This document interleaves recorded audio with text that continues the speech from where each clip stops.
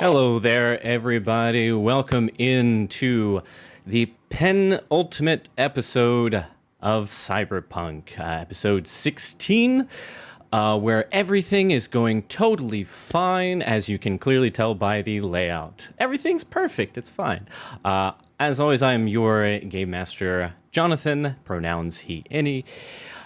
Fun fact for this week is, Oh, I did. No, oh, yes, that's right. So this weekend, I did finally make my way out to see Oppenheimer.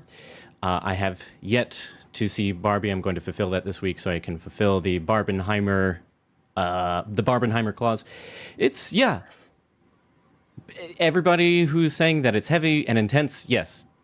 Yes, it very much is. I feel like I've got Barbie? one more watch of Oppenheimer in me at some point, whether that's, how soon that's going to be is one thing, but it's not one to take lightly, especially clocking in at 3 hours, but good stuff. That's, yeah, that's my fact for the week. Let's go around the horn here. Before we do, as you might notice, Matthew is not with us this week, unfortunately, but we will have a full house for the final episode next month. We'll talk about that later. Lee. Yeah, hi, I am Lee. My pronouns are she, her, and I'm playing Bo. His pronouns are he, any. And my fun fact, and I already told folks here this, but I went to Otakon this weekend, and it was super fun. And I cosplayed as Makima from Chainsaw Man. And I ended up doing one of my Critical Role cosplays as well, because there was actually a Critical Role meetup at the anime convention, which is Nice. was a fun surprise. So I went as Imogen from Campaign 3 for the day and got lots of people recognizing, or lots of shout outs. So it was probably because it was like me and maybe one or two other Imogens in the whole thing of 42,000 people. So Oh, wow.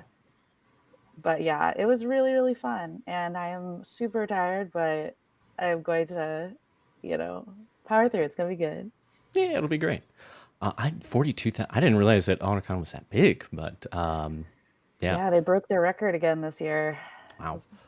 I was not able to make it out maybe next year. Skipping Matthew here, going around to Angela. Hey, I am Angela, she, her, playing Tara Trilby, also she, her, aka Patch. Don't really have a fun fact, other than I am still in Florida and I have yet to lose a hand to an alligator. So there's that. Thank goodness. Thank goodness. Thank goodness. It's funny, but I feel like there is a non-zero chance. So there is a non-zero chance. It happened 2 miles down from here, which is why I mentioned it. Really? That is a much... It did involve a drunk bar patron and a pond with no railing directly behind it, so kind of just one leads to the other. Yeah. I see a few flaws in here design but well, anyways, yeah, 2 miles is a much smaller margin than makes me comfortable as far as alligators and hands go. Historically, I feel like it has not worked out well for alligators biting hands off or eating clocks, that sort of thing. And last but not least, Ashley. I'm Ashley, she, her. I'm playing Pixie, who also is she, her. And I don't really have a personal fun fact this week, but I will keep it in the spooky theme. Spiders have clear blood because they don't have hemoglobin. Wait a minute, really? They have blood? Yeah. When you squish them, it's just clear. That explains a few things. Right? So, when you're fighting spiders in D&D, maybe keep that in mind. Or, in any TTRPG system. Got it. Letters. Well, I don't know. Whatever. Yeah. It's a TT. Don't mind me. I'm definitely not writing that down. That I'm sure will have no bearing here in this very spooky house. Same with Talking about spiders. octopuses. So I I did know, yeah, that their blood is blue. I think. blue. Yeah, but Interesting. I for better and for worse, I feel like that is definitely an interesting fact, but the number of weird things about sea creatures in general, especially octopi, is well, we don't have time for all of those, but yeah, it's weird out there, gang. I guess when you live under that much water and pressure and not so much air. Yeah, I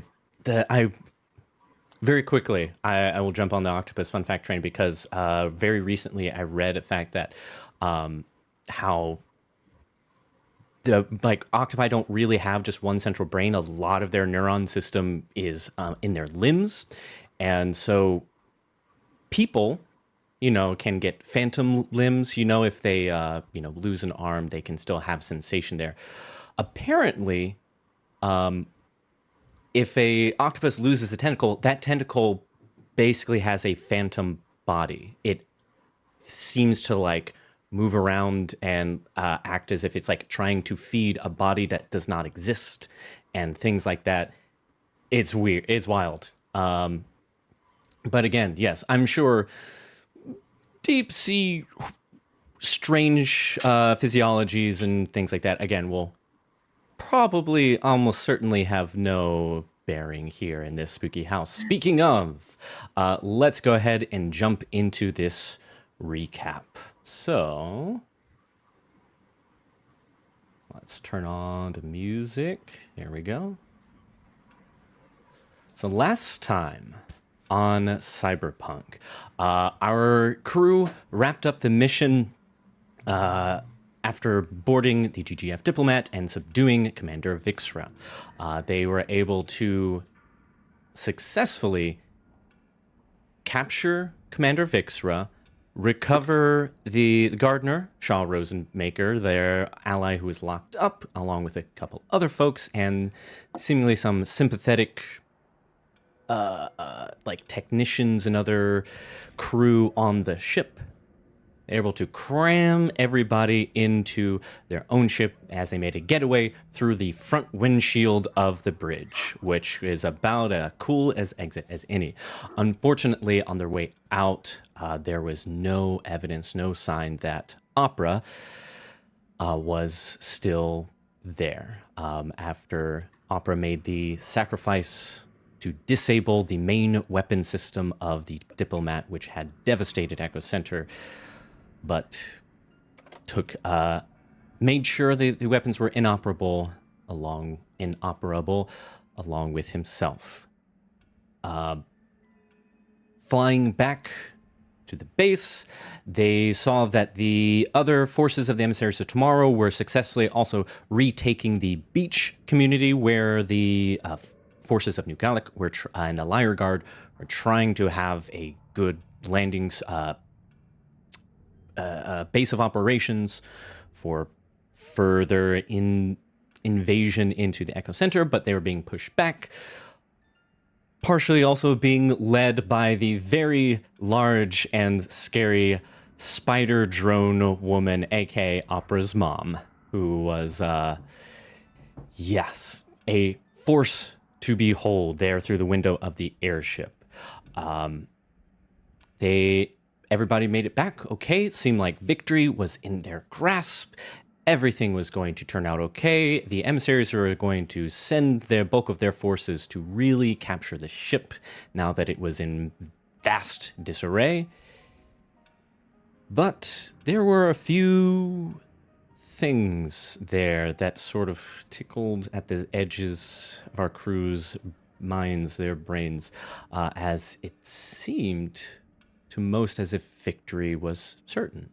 For one, when they slept for the night, exhausted and injured from their mission, they each had nightmares of recent events but going horribly, horribly wrong. And one persistent image seemed to be a wooden door, seemingly similar to the wooden door that was in the base of the emissaries tomorrow, but not identical. At least they didn't think so. It was hard to tell. And once they woke up the next morning, as most dreams or even nightmares do, the memories started to quickly fade away. Two things of note as our team got up for the day. One, there was a ping from friend computer, aka Humphrey Bogartron, in the current iteration.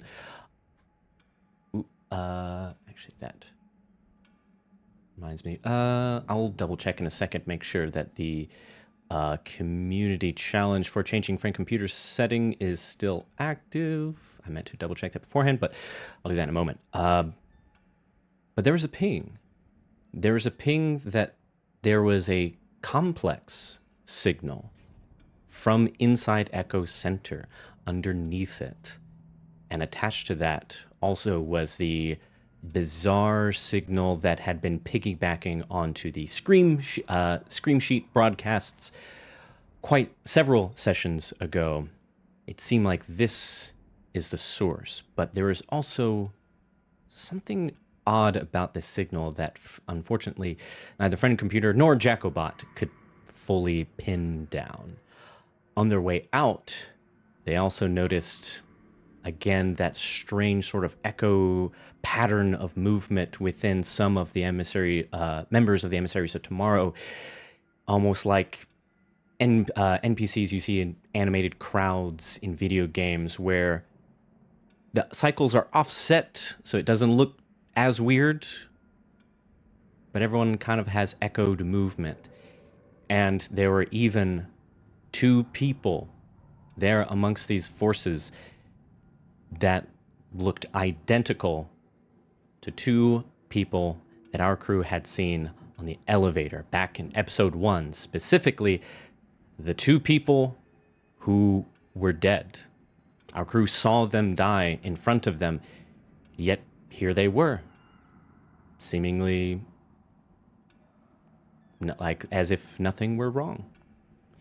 Unfortunately, with all the sort of hubbub of the activity, our crew was sort of ushered out the door. They tried to question these two supposedly dead people, but unfortunately they were seen out. Given all the other activity, and with these strange things going on with that signal, the complex signal, our team followed it to the source deep underneath the former security force tower that was blown up. There, in the underbelly of Echo Center, they discovered the ruins of Echo Complex. Making their way through this Echo Complex, unlike the other complexes they had seen, there were signs of struggle, blood, violence, but not a body to be seen. Descending one more elevator made it to down to an antechamber, in front of which was a wooden door. Meanwhile, we also saw a moment from Opera in a sort of prologue where Opera, presumably dead, seemed to wake up in a cloning tube, much like the cloning tubes they had come across in a previous complex. But it was also in this strange abandoned lab that seemed to belong as well to Echo Complex. And the only way out seemed to be a wooden door. Main team advances through this wooden door, and very quickly their surroundings change to environs unknown. They seemed to walk into a house, these rooms that were centuries old from their perspective. Thankfully, they were able to reunite with Opera, who seemed to have stumbled into this strange house as well. But things are strange here in the house. And the last thing that we saw as we reset the current scene, they were in a room with a large, what looked like a largely dead tree, no foliage. Its roots were sort of spread into this small courtyard of sorts, this murky water in this sort of basin. And there is one other person there, this man moving in a strange, jerky fashion who seemed to be dipping their hand into a barrel full of bugs and feeding it into this murky pool that the tree was growing out of. And the last image that we had, there seemed to be some sort of ring or some sort of object on a bony digit there in the murky water. It's hard to see. It's nice and slimy. Opera tried to retrieve that ring as the tree, seemingly not just an inanimate tree after all, with a branch, managed to wrap around Opera and, with surprising strength, stuff Opera into a hollow that opened up in its trunk, which promptly snapped shut.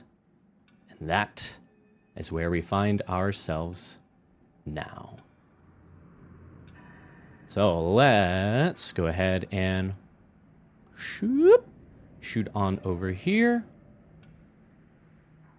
So yes, to just quickly remind our crew of the things that they see. Of course, this, thankfully, picture that is also still in the Discord group chat. The most recent picture there, this is the perspective from which you entered. So across from you, you see this big, heavy door. This figure, this man, is seemingly scooping bugs into the pool. And let's see. These walls are stone, ceiling is vaulted, but there is no sunlight. And this room stinks, not unlike rotten eggs, like a decaying marsh. This gnarled black tree, of course, in front of you, and insects buzzing, swarming, flying around everywhere. In fact, this whole room has this sort of droning sound to it, the collective sound of these insects. And one last thing, detail that y'all had been able to see when you looked into the pool was that the tree appears to be growing out of some sort of canid creature, like the side of whatever creature had died laying on its side in this shallow pool. The tree seems to be growing up out of it. What do you do?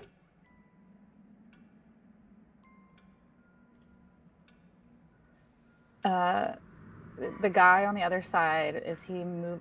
Did he move or acknowledge us? Or sorry if you said that, but No. okay. So, oh man. And he didn't react at all when Opera got sucked into the tree. Nope.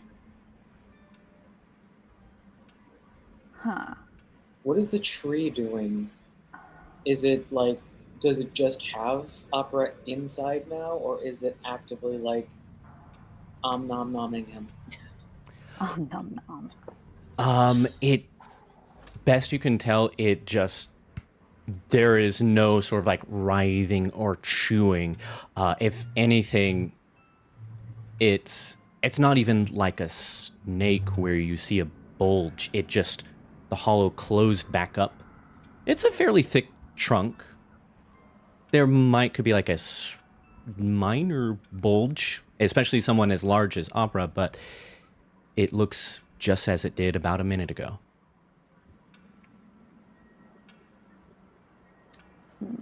Can I still get a signal on Opera's agent?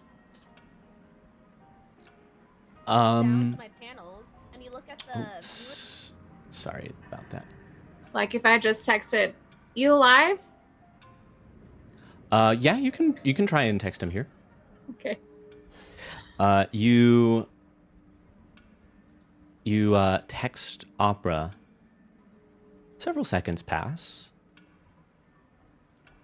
and then you get a response that just says, Not doing great. Just got eaten by a tree. Love it. That's fair. Maybe. And then it says, "Can you get me out?" Can Just I? send back. Oh, sorry. I'll just send back. Maybe be right with you. Please hold. We'll get back to you in that. Our next available officer will get to you in 5 to 10 minutes. Am I able to text him and ask if he's fireproof? You text him, ask if he's fireproof. You said, you eventually get a response. More than the tree.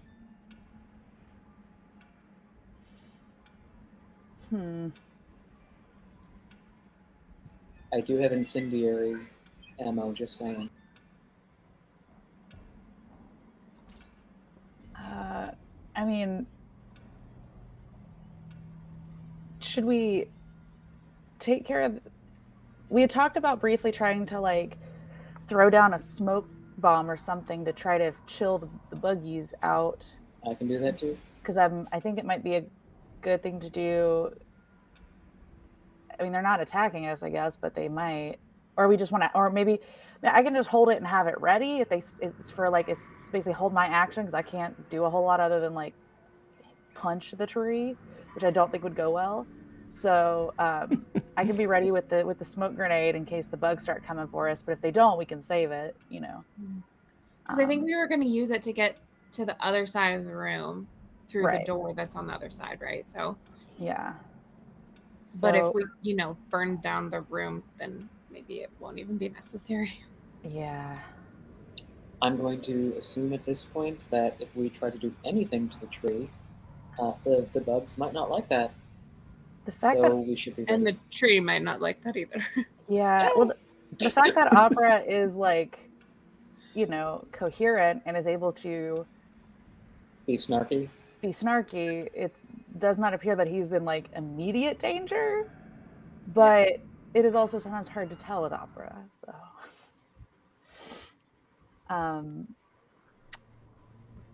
I guess, did we try talking to that guy, the creepy guy? You haven't yet? Just for fun, how about before we light shit on fire, why don't we try a little diplomacy? Do it, Bo. Yeah, like not expecting this to work or this man to acknowledge our existence. I kind of, like, from where I am, just kind of wave and be like, hello, sir, hi, how's it going? I like your bugs. And just see, like, is he responding at all? I don't think he's paying attention. You see that he just keeps going about this routine as just sort of like is still this jerky cycle of scooping bugs, dumping them into the pool. Yeah. Are we in the room, or are we a little bit outside of it? You are all inside of it. Inside, okay. If I start walking towards him, like, around the at, like, the outside of the water part, like that little walkway, if I start walking towards him,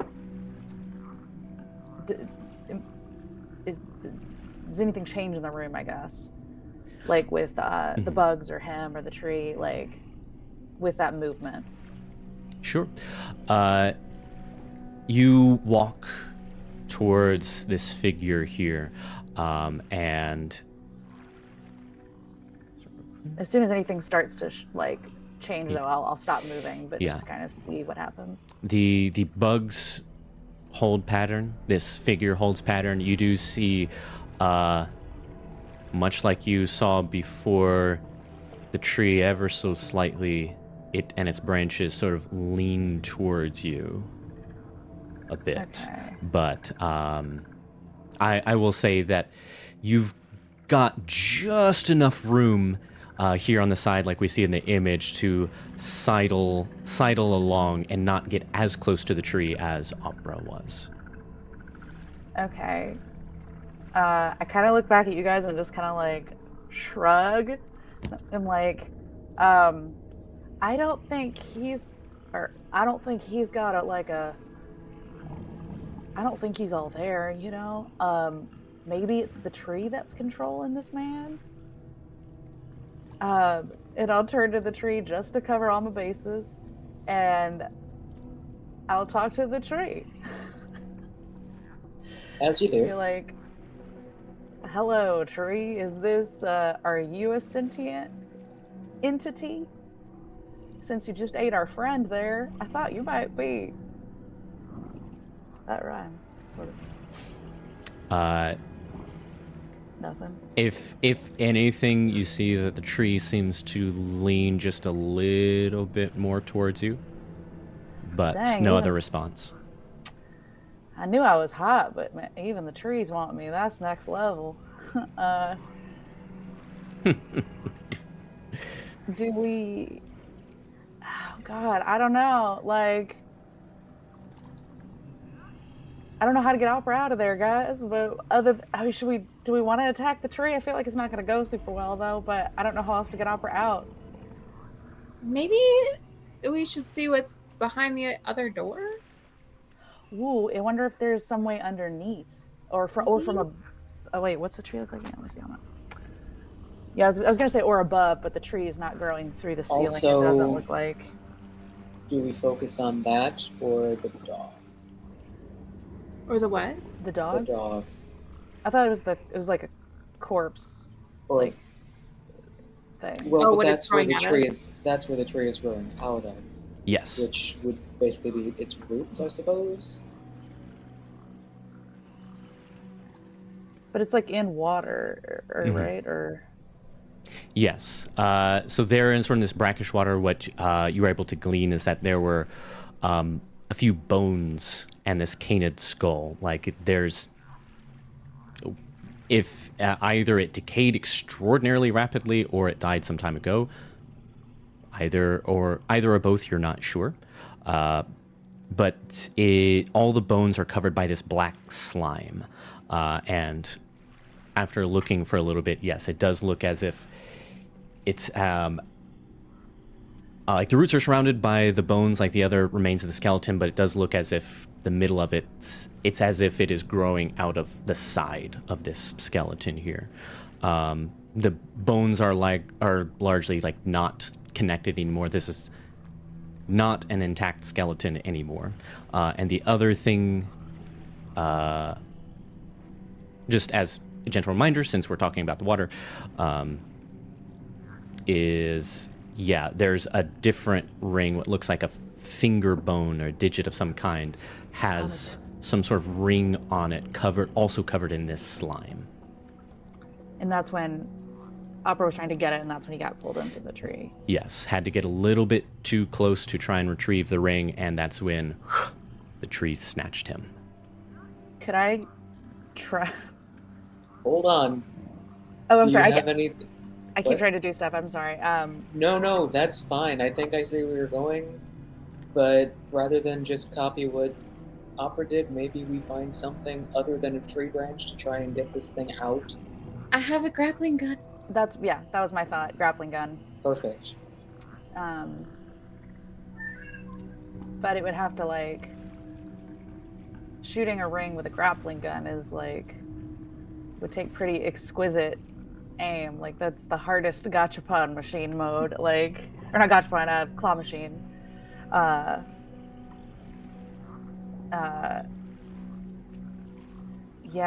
I mean, you're probably a better shot than me, so I'd say go for it. I don't know. Who, me? I mean, either of y'all. I've seen Pixie and Pat. I've seen both of y'all shoot guns and do pretty darn well. Pat, you're scary with a shotgun, I believe, from what I remember. Is the guy blocking our way to the door? Like, are we gonna have to go? Is there a way around him, or are we gonna have to like confront him to get to the door?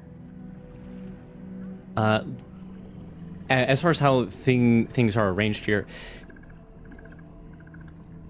it seems like he is not standing directly in front of the door. You feel like you could likely move past him. Again, you don't.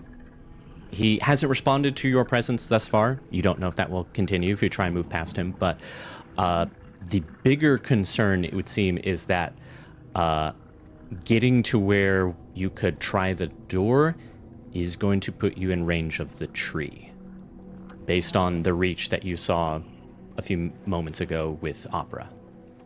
Gotcha.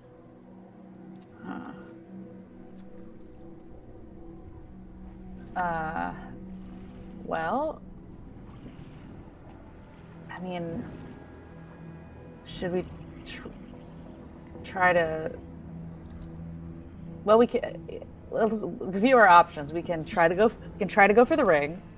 We could set the tree on fire or somehow attack the tree. We could attack the man, see what happens. We could smoke out the bugs, see what happens. Or we could just try to slip past and leave Opera for the moment and see what else is around. I'm a little against the last option because this house, I would not be surprised if the rooms in this house can move around, and it might be very difficult to find this room again. That's a good point. And who's to say that what we think is underneath this room would be actually underneath this room, or that we would even be able to find it. So yeah, my thought is let's do some testing. Let's attack something and see what happens. Or unless you guys have another thought of how to interact with these things in the room. I think the ring option is probably our safest option. Mm-hmm. The incendiary plan is probably our last resort. Oh, Like, I mean, if everything goes to shit, that's what we do. The Cool. smoke thing is probably like in between those two. Like, Yeah. As Pixie's talking, Patch is going to switch out her ammunition for the incendiary shells, just in case. I wonder if, again, I might be overthinking this too. The tree, if it knows where we are in the room, if it's like feeding off vibrations of us walking or something, if there was like a way. I don't know if that's the case. I'm just trying to think about this from all this, trying to do some lateral thinking, but I don't know. what if we're all in different parts of the room? So like it can't focus on all of us at the same time? Like, That's a good idea.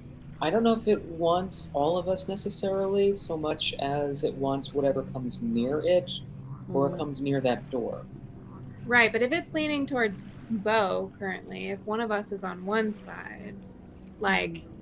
Oh, actually, well, why don't we go do a quick experiment? Don't get totally within its range, but get kind of how close I am, but on the, catty corner side of it. Yeah. See what it does. I mean, it is a tree. It has many limbs, but... That's true, but is it going to do like a lean, or is it going to be like... Okay. So you're positioning yourself at like 3 different points to kind of see what it does? Yeah. But far enough away where we don't get like sucked in. Sure. Interesting. I think this is pretty clever. What you see happens is that it does seem as if the branches sort of bend a little bit towards each of you, but spread out as you are, the trunk kind of returns to the middle point of, basically goes upright to the midpoint as it tries to reach it, all of you. It is still trying to reach all of you with these independent branches. Maybe it could, maybe it couldn't, but it does seem as if absent like a singular direction target to lean towards, its reach is reduced a little bit. Are the roots still firm, Yes. or is it self off balance? No. Okay.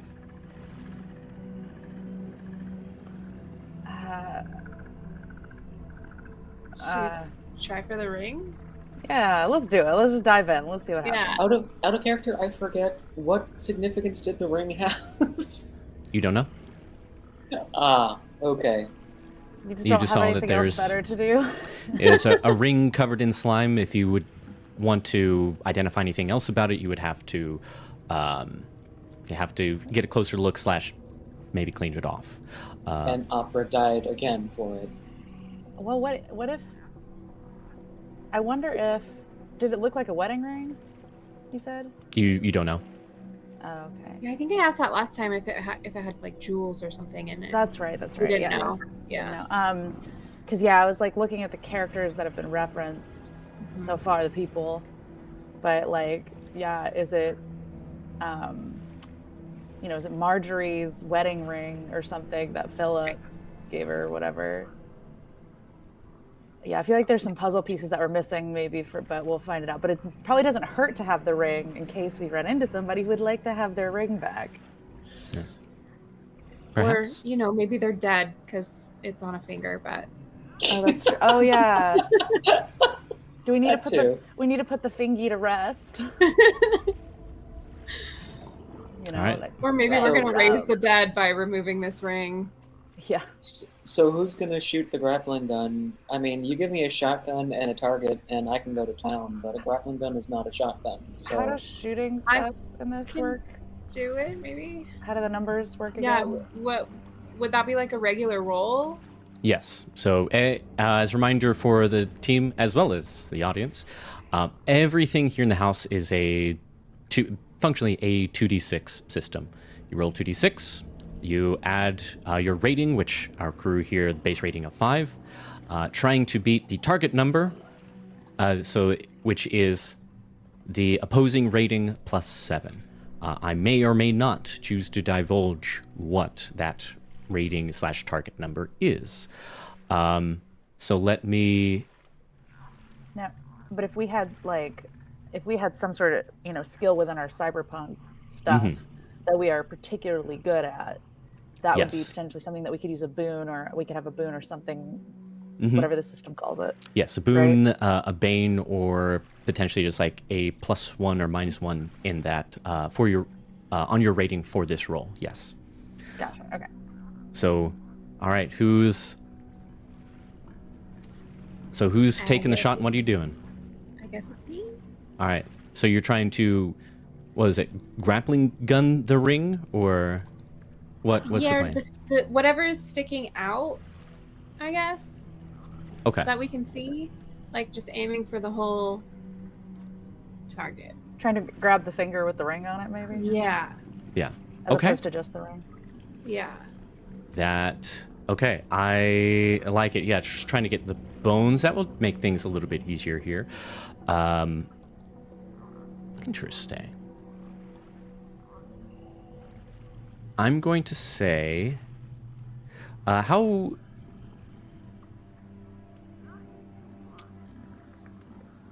Pixie, what's your, in Cyberpunk land, what's your skill like with handguns? I'm trying to remember the skill. Yep. There's handguns, Yeah. heavy weapons, shoulder arms, as well as archery and auto fire. Gotcha. Yeah. Say handguns or archery. No, archery doesn't make sense here.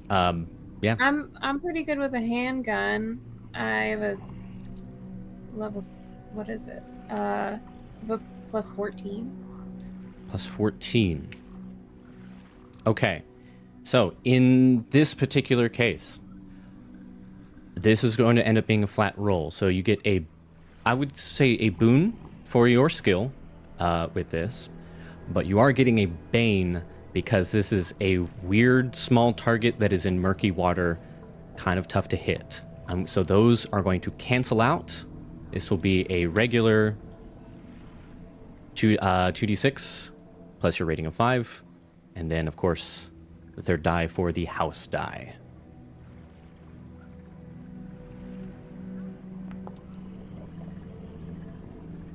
Oh no.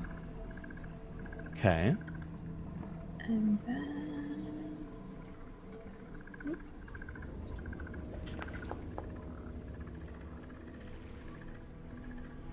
So that is a 4.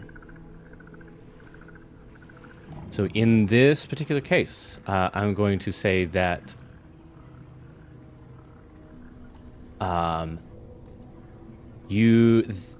thankfully the rating on this was pretty low. It's not like this is fighting you here. You are going to succeed, but the house is also going to act.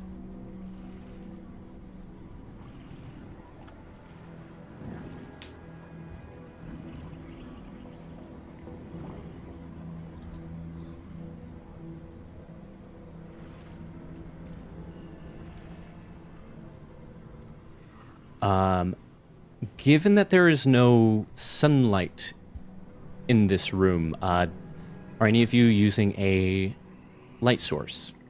There's like a strange dim sourceless glow in here, punctuated by what seem to be some fireflies amongst the cloud of bugs. Does Bo still have glow sticks? Probably. I thought we were. I don't know. I guess I had assumed since we were seeing all this stuff that there was light in there, but or Yeah. like light spilling in from the room we were just in. I guess. Yes, there is some light inexplicably spilling in from the hallway behind you as well. I also had taken my flashlight out last session to look down the hole that I opened in the floor that Okay. had water. Yes. Okay. So I would probably still have my flashlight. So So here is what happens. You. Yep. Yeah. You do manage to just barely hook that grappling hook around this bone and manage to drag it back. With a roll like that, it doesn't. It managed to like kind of fall out of the grasp of this hook clattering on the ground in front of you. It would seem out of the reach of the tree. But what also... I'm assuming you stoop down and pick it up? Yeah. I'm scared too, but yeah. As soon as you pick up that sort of like little finger bone here, you can now tell that this is a chunk of a hand. The ring with this black slime on it still on this phalange. As you stoop to pick it up, a couple things happen simultaneously. One, all of you do see an instant when firing the grappling hook into the pool towards the ring, which is also, towards the tree. There is just a little bit of a pause as that figure now looks up at you with this glassy, glazed over look. Just seems to jerk their head up towards your direction. And as you pick up this digit,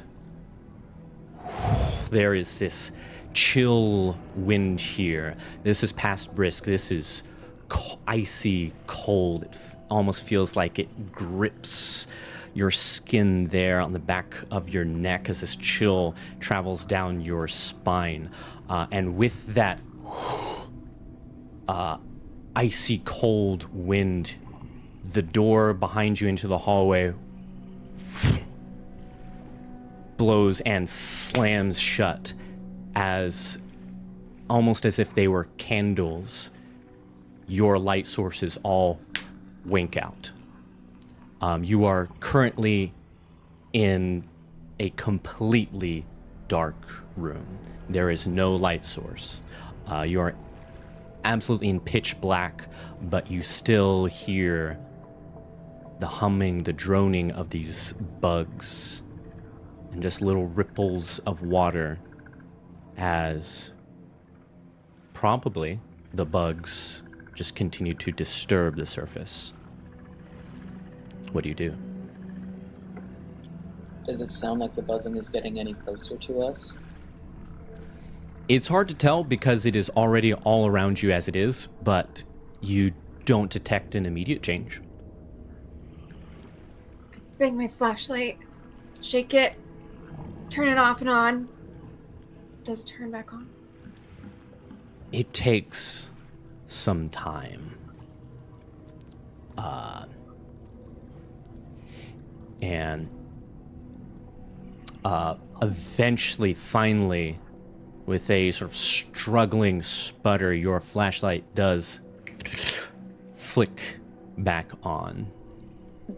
Did Beau's, Beau had like those light tattoos or whatever as part of the fashion wear? Like, granted they were all very dim with after Iris died, but they're still like there. Would those have got out, or are they still like, not that they provide light necessarily, but like, are they still like, they would probably at least clue them into where I am in the room, at least I would imagine, because they're glowing. I will say from your perspective here, Beau, they do seem to dim a little bit further. They don't go completely out, as this is sort of, yes, woven into your skin. But it's, when you look down, like, you can see the tattoos on your skin, but the light doesn't seem to extend out in any kind of radius. It's just, it's almost like looking at a stamp, this tattoo here. There's no radiance. Oh God, and like a normal tattoo, like a mundane tattoo. Oh yes. God. Perish the thought. There's just like the barest hint of iridescence to you, providing no. Usually, it's not exactly a light source, but there is no light coming off of it, at least not in any meaningful way. Patch and Pixie, you do not see Beau's tattoos. Until Pixie finally, you, like a lighter that finally struggles and catches your flashlight, comes on, and you see the room seemingly unchanged, but you swear that it's like when you catch someone looking at you and then they look away, you see that this figure's face that was looking up at you a moment ago, as your light comes back on, seems to turn back and continue its behavior. I'm gonna take out a road flare and light that as well. Nice. Okay. Now there is more significant light in here. There's this flickering reddish tinge now to everything, which it's nice to be able to see. It's a little bit unsettling that this red hue makes the pool now look like blood. Are we sure it's just the flare making it look like blood? Can I go over to the door that slammed shut and see if I can open it? Yeah. You go, for just a moment, you go to open this door, and it's almost like someone's on the other side holding it shut. It seems to resist a little bit, but Don't like that. after maybe it's just your imagination, because after a moment the knob turns and the door opens and the hallway is as empty as it was. The light spills out yet again into this courtyard. Well, that was fun. Hope it was worth it. Oh man. Yeah. And you get a, yeah, I don't know about you folks. Not a lot gives me the willies. After all, I'm more of a Hardin person myself, but That was some pretty scary, in my professional opinion. Yeah. Yeah. Was it's still happening? I'm over by Mr. Creepy Man. Yeah, Speaking of, agreed. speaking of, I'm gonna pull out my, I guess with that hearing, I pull out my agent or whatever. Do our agents have like an iPhone flashlight? Yeah. That's all Bo would have probably anyway, other than his glow sticks. But the glow sticks again don't really, they're more for helping people see you versus you seeing what's around you that much. Or they, it's not worth it. I don't want to waste them, Sure. But yeah, I'll just do my agent flashlight. But I have a thought now that we have the ring. I don't know. It's like I want to give it to somebody, and I'm like, why is this guy putting all these bugs in here? Is he, like, what's gonna like trigger responses from him? And all that we've gotten is touching that ring. So maybe he's like looking for the ring. He's like a ghost person, or like a zombie or something. And he's like on autopilot, looking for this ring. But the ring is by the tree, but he can't get to it. So anyway, I'll just say. He can't get to the ring, so he keeps feeding bugs to it. Well, maybe he's not feeding the bugs. He's just scooping them into the water. Yeah. So maybe he thinks, I don't know. I'm grasping at Hey, go for it. bug straws here. What does the ring look like now that I have it? Like, oh yeah. What? Yeah. So you clean it off, I presume? Yeah, but not in the scary pool. I'll like, Sure. I'll like take the edge of my shirt or something. You take the edge of your shirt, little thing, and you wipe off this black slime, this very it's almost like this greasy, oily substance that's probably gonna take some doing to wash out. But more importantly, as you clean off this ring, you see that it is this gleaming gold ring, and the kind of the setting there, it has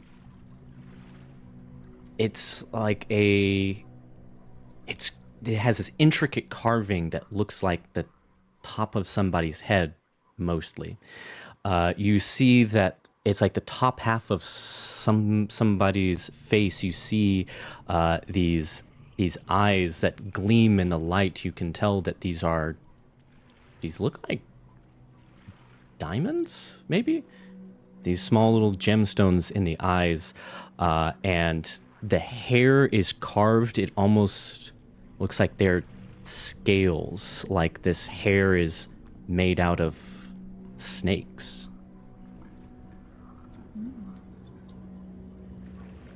Yeah.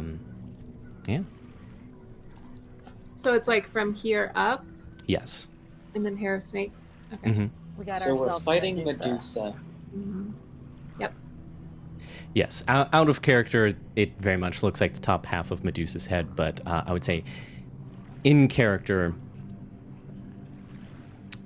y'all are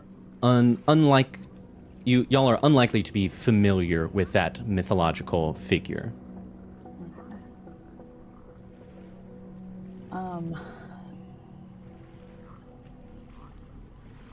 You still want to give it to the creepy dude with the bugs? I mean, maybe not. I just like try offering it. If you want to come over by me, we can I'll come over by you. just see what happens.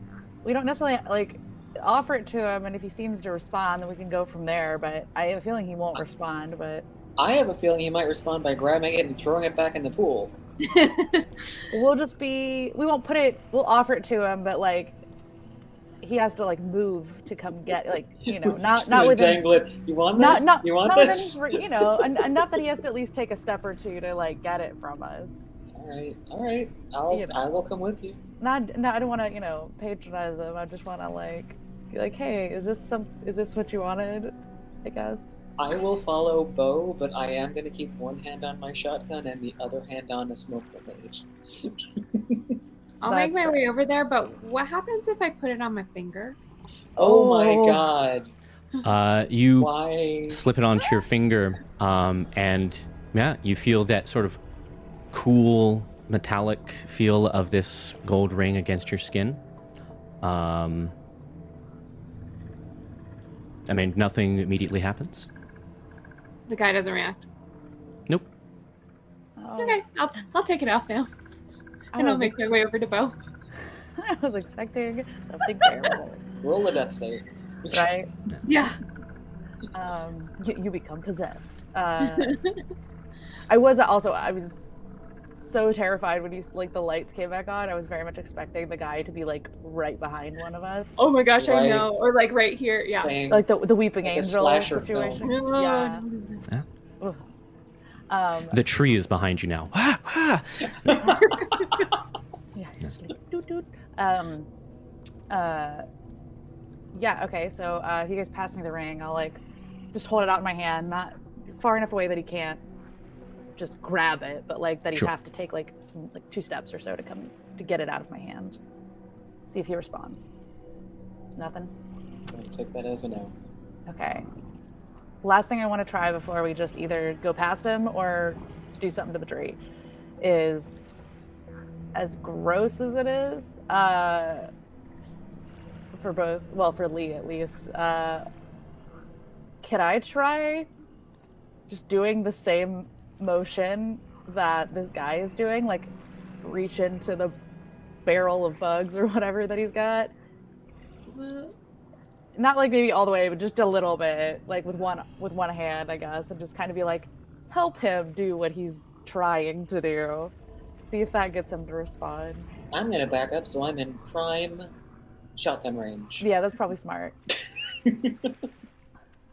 Okay. You. All right. So you're. Let me clarify. Are you like putting your hand in like just past the threshold of the top of the barrel, or are you like actually getting down into the? As you, I'd say, get closer. This figure, this man still does not react.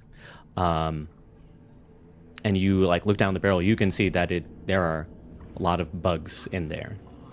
So, just clarifying. You're like making as if to scoop. Or are you going to start scooping some insects? Well, I guess one kind of leads to the other. I would absolutely be kind of what's the word? Like, not like just gung ho about it, but I'm gonna do kind of like a, you want? I'm gonna help you. And like just one hand, and I'll slowly start to put it. As soon as I see anything happen, though, I would immediately stop to like react. I'm not. If that makes sense. So like if something starts to happen as my hand crosses the threshold, then I'll stop. But if nothing does, then I'll scoop just a little bit, like a small handful. Sure. And shove him in the water or whatever he's doing. Okay. Go ahead and roll. Yeah,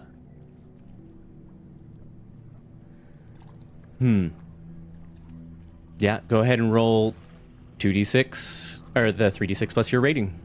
The regular 2d6 plus the house die.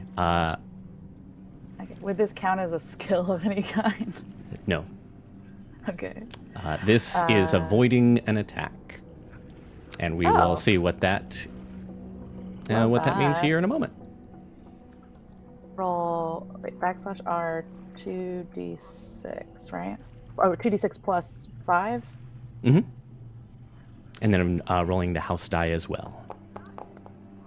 Okay, a 6 and a 3. So for a total 14, of 14. pretty good. And then roll 1. Oh, nope. 1d6. A 2. Okay. Thankfully, this is... thankfully, the house die is not higher than any of your dice, so the house will not act here. And a 14 is a success. This figure continues to not react, doesn't seem to acknowledge this in any way, but as you reach your hand down into these insects, instantly ants, spiders, millipedes, centipedes, wasps, all sorts of all sorts of things Don't here like that. immediately start crawling up your hand and arm, biting, stinging. With this successful defense, you're able to shake them off as you start feeling, thankfully, only a few bites, stings in here. You're able to shake off these bugs before anything worse happens. Also, I would have just in case it comes up, before I did that, I probably would have given the ring back to Pixie, since that didn't seem to elicit any response before I did the digging into the bugs. But yes, then, all right, y'all, don't touch the bugs. They're A, nasty, and B, they don't seem to like it, unless this guy does it. So, I think... I don't know what to do. Should we just try going around him? Yeah. But Maybe how do see we... if we can open the door just to see what's there? I Yeah. think it doesn't matter if we go around him or not. The tree is still going to be in range. Oh, right. So we... Oh, right, the tree. All right. The big scary tree. What if we So- move the guy? Yeah. Grappling hook What the guy if to we the... sacrifice the guy? Grappling hook the guy and move You him to the know- other side of the room. Be my guest, sure. You want to give it a shot? I'm going to keep an eye on the tree. If that sucker moves, it's toast. I don't... He doesn't seem to be like... like, Human? all there. Like... Did can you check I- his pockets for ID? I could try. No, I wasn't. I'm just going to shut up now. I mean, I'm not gonna lie. I was thinking about it because he's not responding, and Bo's like, he's working at a place where people Hey. drink and pass out all the time. So that's what You he want to did go for it? Go for it. when people are What unresponsive. happens if you touch him? Like, even just like. Oh just- yeah, if I touch So- his hand. So are you just Like- going to touch him, or are you rifling through his pockets? Let's start with just like me. Like, I'm gonna do this in a way that you would do to a very drunk person. Just be like, sir, I'm just gonna touch you on the shoulder real quick. I just want to make sure that you're okay. And then I'm gonna just kind of lightly pat him on the shoulder. See what happens.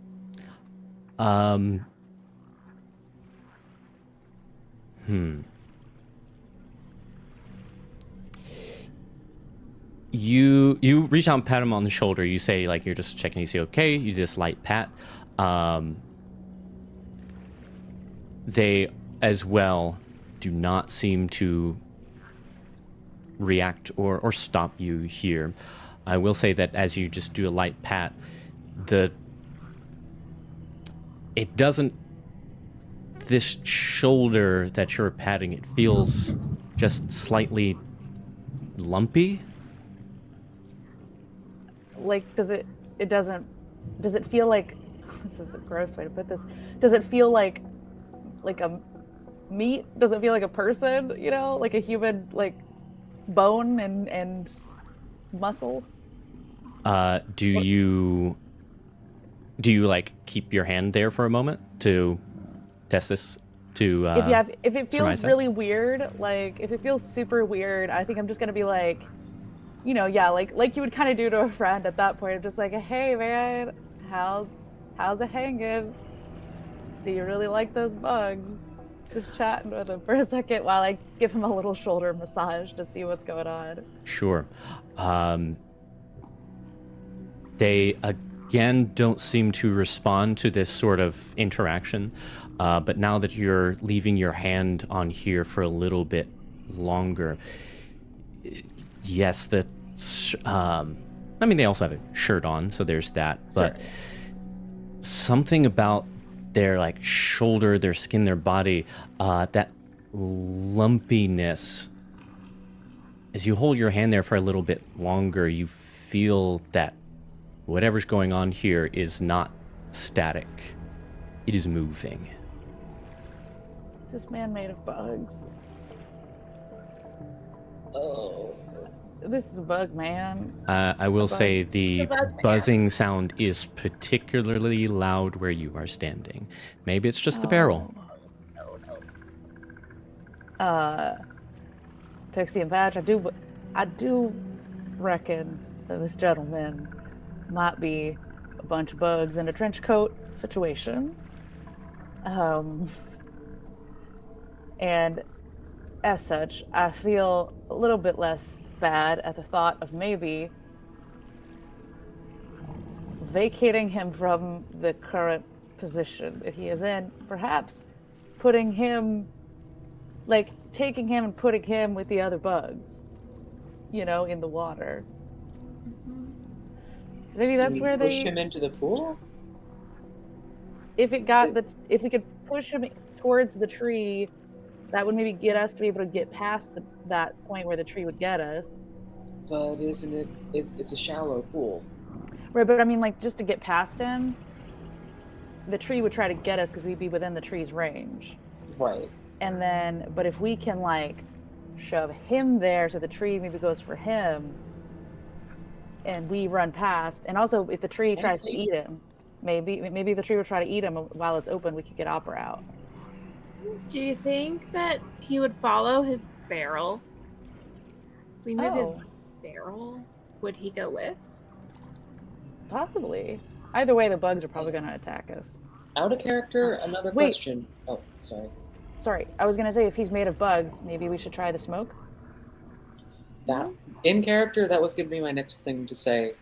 Out of character, my other question is: do we see where the bugs he is feeding the tree are going? Like you said, they were going into the pool, but do we know where?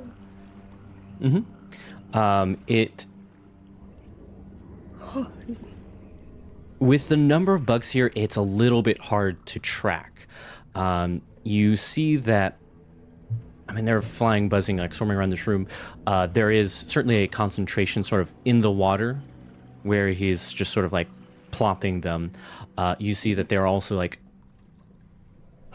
there do seem to be like fewer, at least in contact with the bark and branches. There are some, and also a difficult to determine number like in the water there. If they are being like fed or absorbed in this tree, like it's just kind of difficult to keep your eyes on any one bug. But it does seem as if, yes, the concentration is a little bit lower directly on the tree.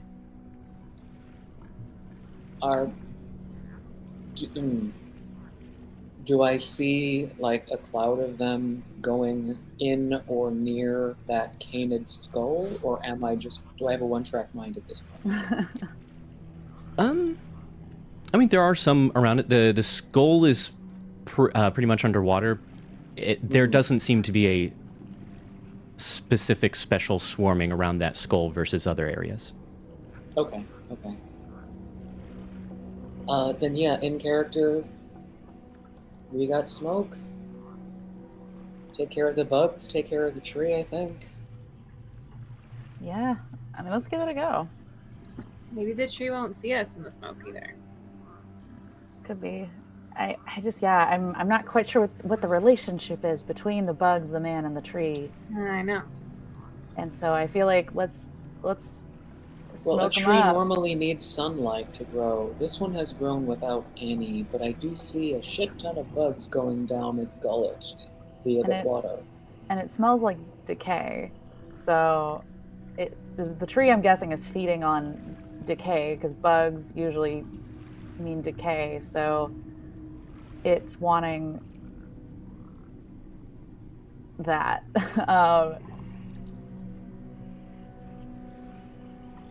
I'm thinking the sludge might be like decayed bugs or bug juice, if you will. That was my thought too.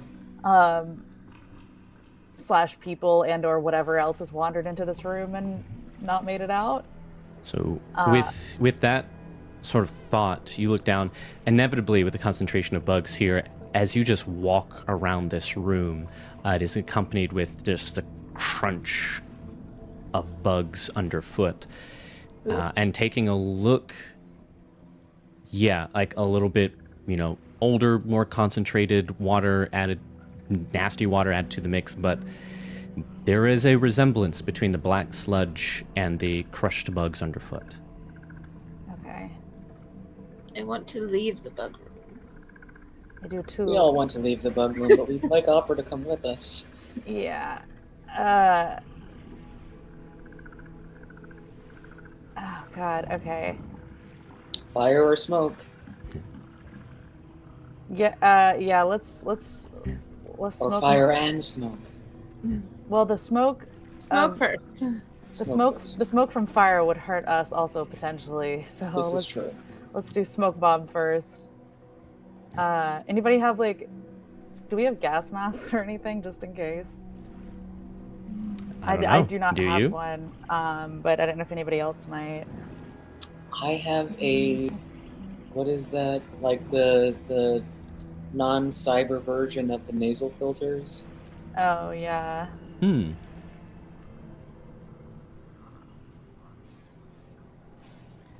Don't we also have those suits that I think we just used them from that we got at the very beginning? Didn't those have helmets? Masks? Yeah. Because we were asking, we were talking about that. Yeah, if it had those green suits or whatever. Mm-hmm. Yeah. Yeah. Plus we had those flight suits that we were wearing, I guess, and the I don't know if those would have anything, but not a huge deal. I was just kind of trying to anticipate anything, breathing anything in. I also have a second smoke bomb if we need it. Okay. Yeah, let's do the one. Do we want to concentrate it? Smoke bombs everywhere. The room was small enough that we said that one bomb would fill the whole room, right? Or yes. Okay. So let's get close to the door as we can without being. I don't think we can get past the man necessarily, but as close to the door as we can without being in reach of the tree. And then I say let's throw it. Okay. The far door, I presume. Yeah, the one that we did not come through. Should we consult Jackbot or Humphrey Bogartron? Yeah, friend computer, sure. About if the smoke is going to be beneficial or anti-beneficial, the opposite of beneficial. Well, I suppose that depends. I was about to say it seems like we're about to call in the exterminators, but well, I mean, I don't have any problems with smoke, but I also don't have any lungs. This is true. I guess it depends. How do y'all do with smoke? As once again, you swear you hear the puffing of some sort of cigarette. Yeah. I mean, I enjoy a toke every now and again, but I don't know about a smoke bomb kind of smoke. It's been a while since I've partied that hard. Wait, it's a smoke party? Yay! Not for you, Jacobot. You're too young and innocent. Aww. When you're older, we'll show you how to do it when you're older. Promise? Yes. It's a No, promise. If we all smoke is live bad. Don't through smoke, this. kids. Okay. Also, All right, wait. so yeah, what are we doing, gang? So we're Yes, getting throw as the bomb, close throw to the the bomb. door. And So, what are we doing after we throw the bomb? Responding to the situation, whether that's running out of the room, shoving the man into the Basically, yeah, just seeing what the smoke is going to do to these things and Okay. go from there. thing, cross the bridge when we get to it. Sounds Because great. winging it is our specialty. Okay. We've done a lot of planning and prep. We've tried things. At this point, Yeah. we just gotta go. Okay, okay. let's do this thing. So plan is throw smoke bomb, make a break for the door, and hope it all works out swimmingly. Fantastic. Well, not even necessarily make a break for the door. It's just throw smoke bombs, see what happens. If we can get Opera out, great. If we Oh wait, can't, I thought we were going out the other door, the door that we came in, like throwing the smoke bombs in, going out that door, shutting it, waiting for it to work, whatever it's going to do, open it and come back in. I thought we were just trying to like get the bugs to like chill out. Oh, I'm glad we talked about this. I see. I'm viewing it more like a smoker at a beehive versus like. I was thinking like exterminator. Smoke bomb. Okay. Okay. Yeah. I was the B route as well. Because the smoke is like a thing that's like, well, just because of the cyberpunk mechanics, the smoke bomb doesn't poison anybody. It just makes it so you can't see. Correct. So I would say in this case, yes, this would likely be closer to smoking a beehive versus a bug bomb. Okay. Yeah, that works. Okay. Just make them sleepy. Yeah. And maybe or just not so bitey. Yeah. And then maybe I don't know. The thing is like, I let's say it does do that. Best case scenario, it makes them sleepy and they like chill and stop droning and buzzing. I guess, I don't know. Like, what do we do then? Do we just take the guy and shove him over, and then like the tree stops getting, or maybe it'll make the tree stop getting a source of food, the food. We'll see here. So yes, I was about to say. So confirming plan. You are throwing the smoke bomb into this room. Is this a throw in, close the door, wait a moment to see what happens, or are you staying in the room?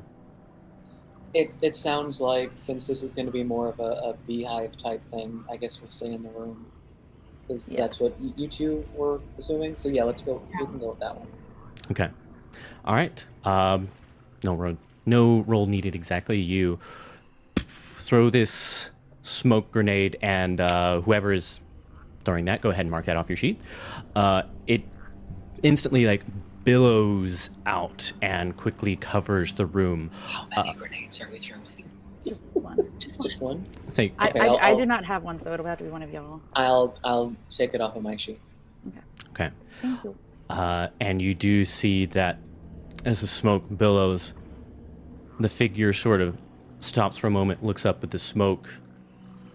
Again, this glassy-eyed, slack-jawed look, like stares up at you, almost seems to like reach towards you for just a second, but you close the door. Or no, you said you're staying in the room. Excuse me. You're staying in the room. The overall droning, the buzzing in the room does in fact seem to lessen a bit. And you hear just sort of this like footfalls here, kind of asynchronous,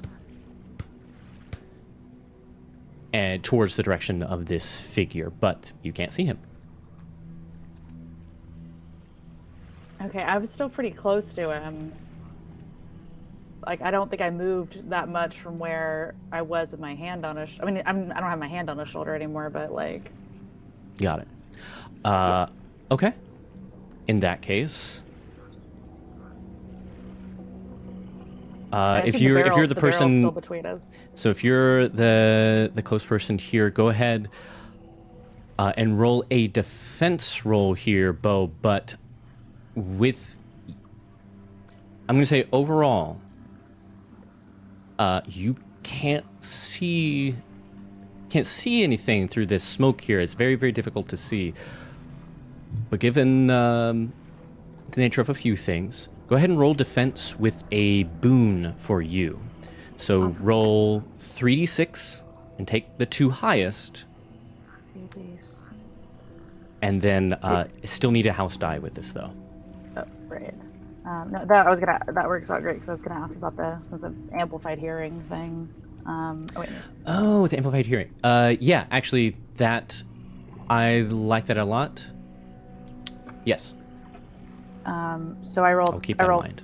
I do it like this. It'll still see. Yeah, see them individually. Yeah. So 3d6. 2 6s. Whoa. Okay. So that's 12 plus 5, right? Mhm. So So that's 17. a 17. Very good. Roll your house die, which, I mean, it's basically perfunctory at this point, but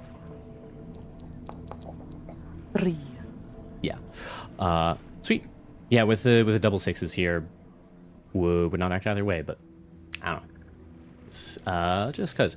17 is a success. Thankfully, with your amplified hearing, you can't really see much, but there is this, you feel this slight disturbance in the air, and with your very keen hearing, it's like this figure is groping out towards your direction, but you are able to, like, stay out of reach, out of grasp, as this hand just swats through air.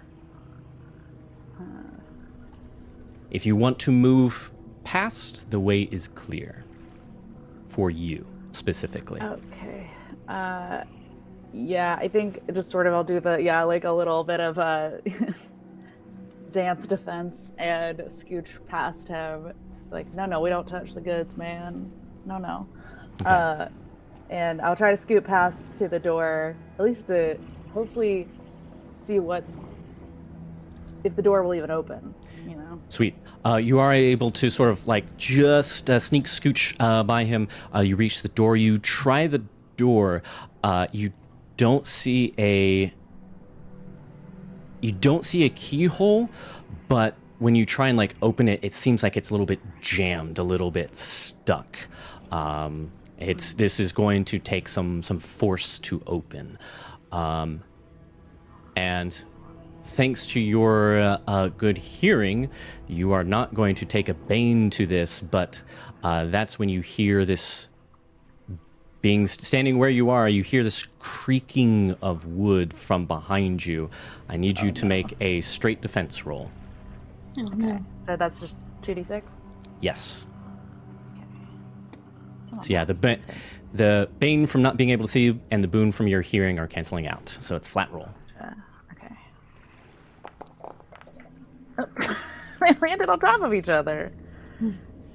All right. What did I get? I can't. So that a is 5 and a 2. 5 and a 2. So that is currently a 12. And roll the house die, please. 1d6. It only will act on a 6 in this case. Fuck. Which, that's a 6. Let me say 7 was 12. Let me check here. Sure, it'll be fine. An hour to plan and 2 minutes to die. Yep.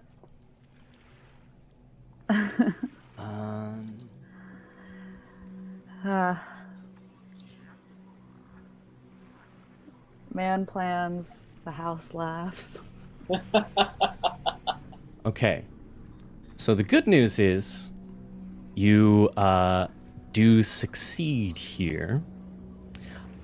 The bad news is that the house will act.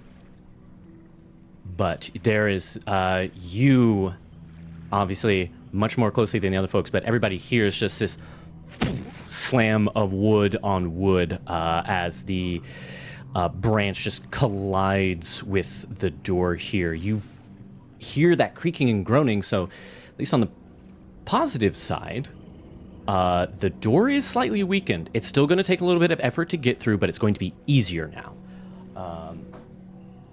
However,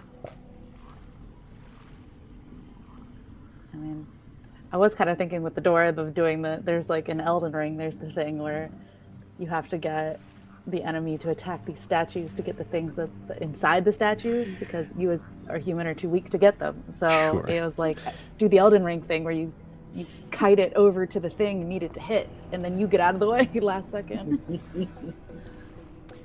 okay. I'm going to roll a die.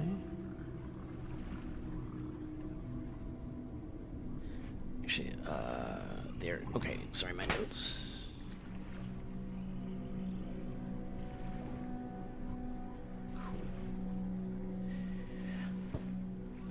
Cool. Patch. Uh-oh. So with all this is all like what you hear. Thankfully, Patch, you're able to breathe a little bit easier. Pixie, you are just trying to cover your mouth to not inhale smoke or bugs. Patch, you sort of hear a little bit of stumbling from this figure. You hear that crash of wood, even like creaking of the door. But you also hear something else, something almost like whispering just behind your ear. I don't want it seems to at once go on at length and pass in the blink of an eye. Like you find that you hear these words.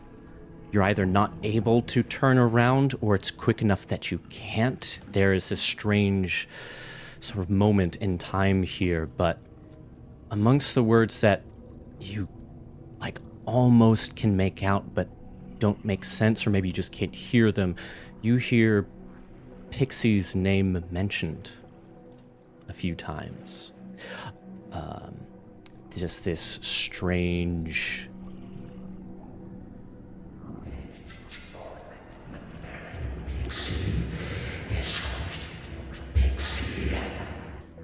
I need you to roll a defense against a mental attack here. Great. Just for clarification, were the words that were being said supposed to be understandable, or was it just sort of a general noise whisper thing? They were not supposed to be understandable. Okay, cool. I just wanted to make sure. I could not tell. So that's 2d6 and then 1d6? Correct.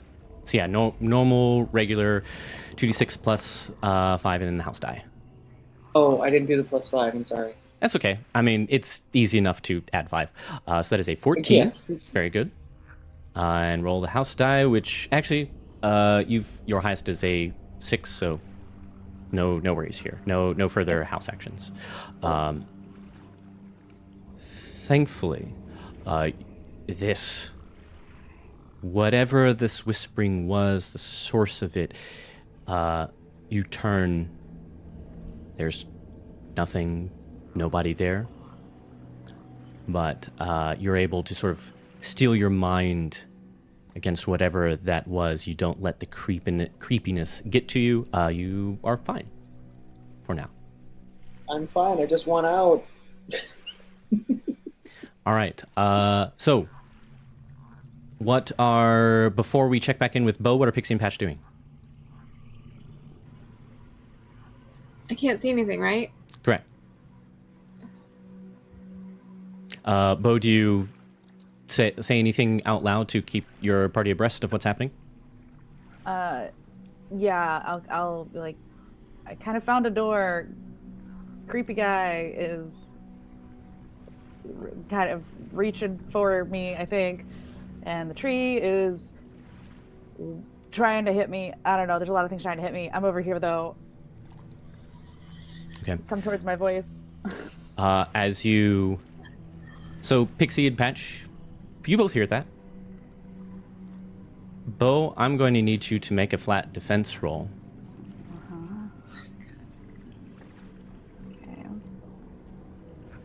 Okay. Can I try to shove, like, where I know this guy was? Can I, like, Try and what? try to shove him into the water? Yes. In just a moment here. Okay, so that is a oofda. That's an 8. House die is 4. House die. So the house is going to act. So with the target number here.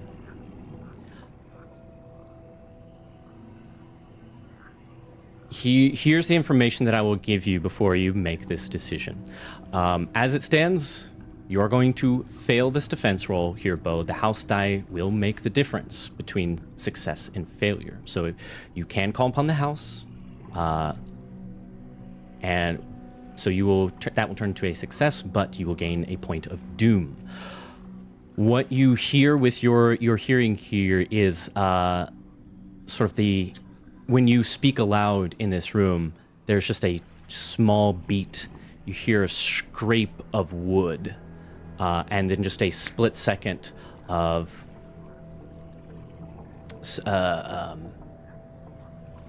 something wooden scraping along the ground a few feet away from you.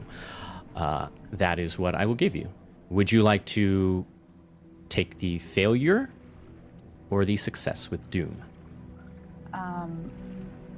For clarification, with this particular game system, do we have hit points, or do we have any You do. The way it works is if you are hit by something, you will suffer either a physical or mental wound, depending on the nature of the attack. And wounds by themselves won't kill you. If you suffer another wound of the same kind, and those wounds have a rating which deals with how hard it is to get rid of them, and yeah, mostly deals with recovery. All wounds count as banes if the action is relevant. So if you have a physical wound, mental actions aren't going to take a bane there, but if you're trying to run either towards or away from something, that physical wound will count as a bane towards your action. If you suffer another wound of the same kind, you will roll against... I'll have to double check here.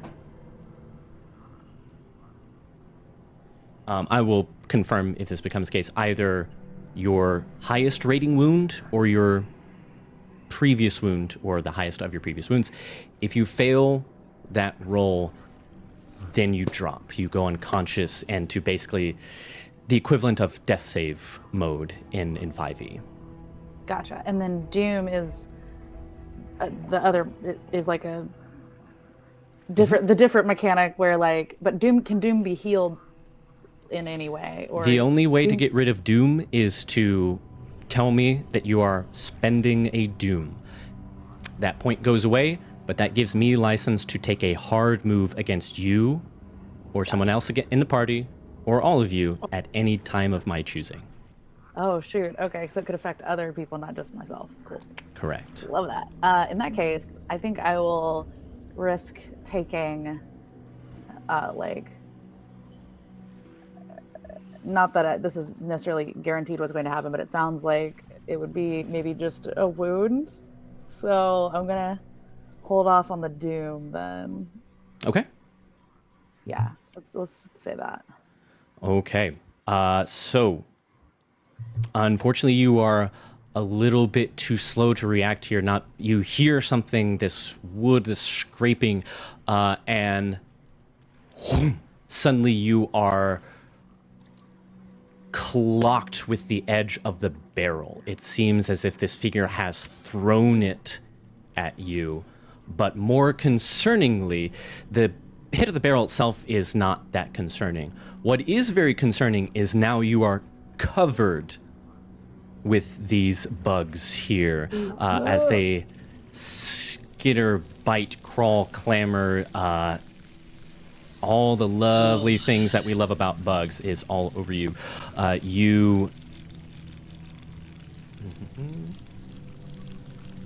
always hate those episodes of Fear Factor. Right. That would be the physical challenges I can do. The bug eating, no. Oh, God. Or I guess, yeah, when they have scorpions cover crawl on them your with head. Yeah, no thanks. No. So what you're going to do is roll 1d6. You are going to... So with that 1d6, we will subtract your rating, add the rating of the attack. There's no house die in this case. Roll 1d6 and then minus or plus something, or... Yeah, just go ahead and roll a plain d6, and I will let you know how that all shakes out. 3. So a 3. And yes, the house will act here as well. We'll get to that in a moment. With a 3...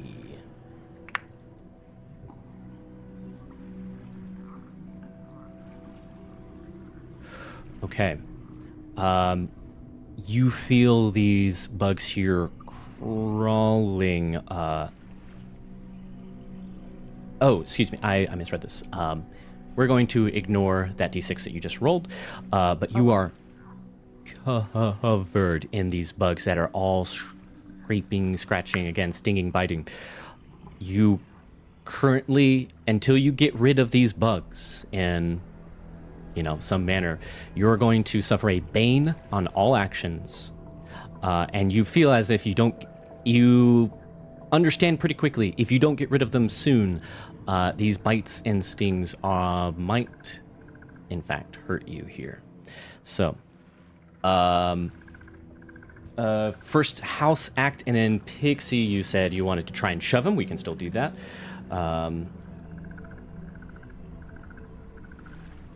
Ooh.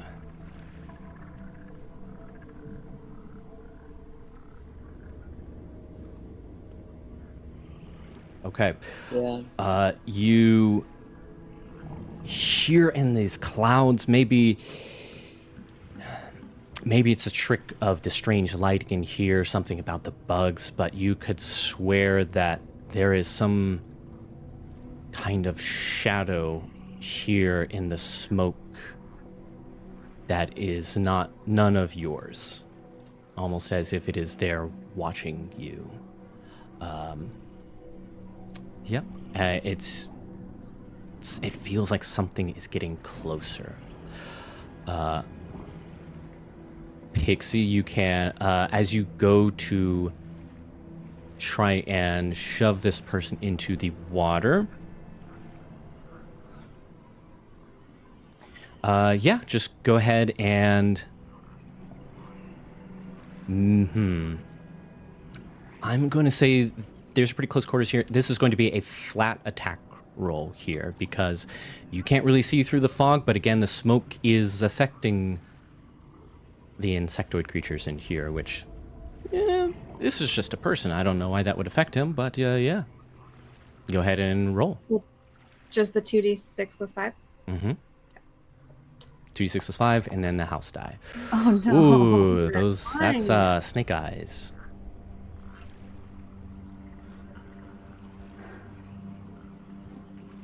So the good news is if you roll a 1, you did not roll a 1.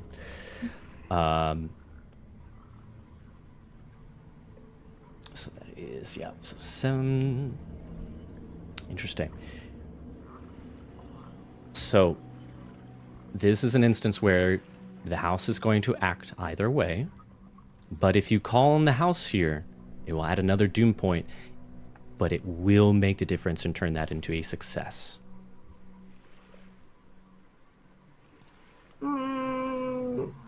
What happens if you have more than one doom point? You're doubly doomed. That's a good question.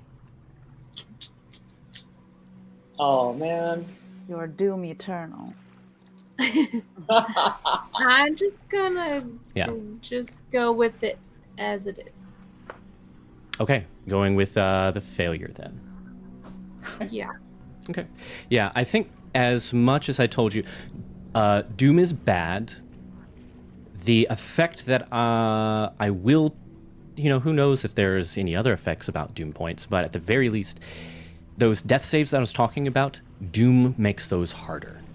It makes it harder to survive through those death saving throws, and unfortunately, unlike 5e or anything like that, if you fail that roll once, you die. So... Also, while you're looking that up, literally, after you said the thing about bugs were crawling all over me, a bug crawled up the wall behind my computer. And so, Jonathan, I do not appreciate your witchcraft. Yeah. This has become too immersive. I do not like it. Totally on purpose. They got my signal. Okay. All right, I'll sit on that for a moment. You try and shove this figure into the water, but you just can't quite get a good grip on them here in the smoke, fog, and everything. You do make some contact here, but their body responds, buckles in a way that you are not expecting.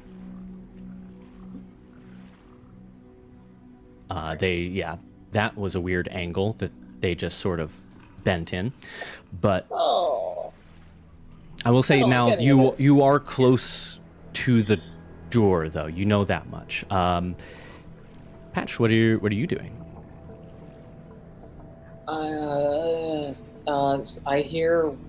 I heard Bo, so I know where he is generally. Do I see what happened to Pixie?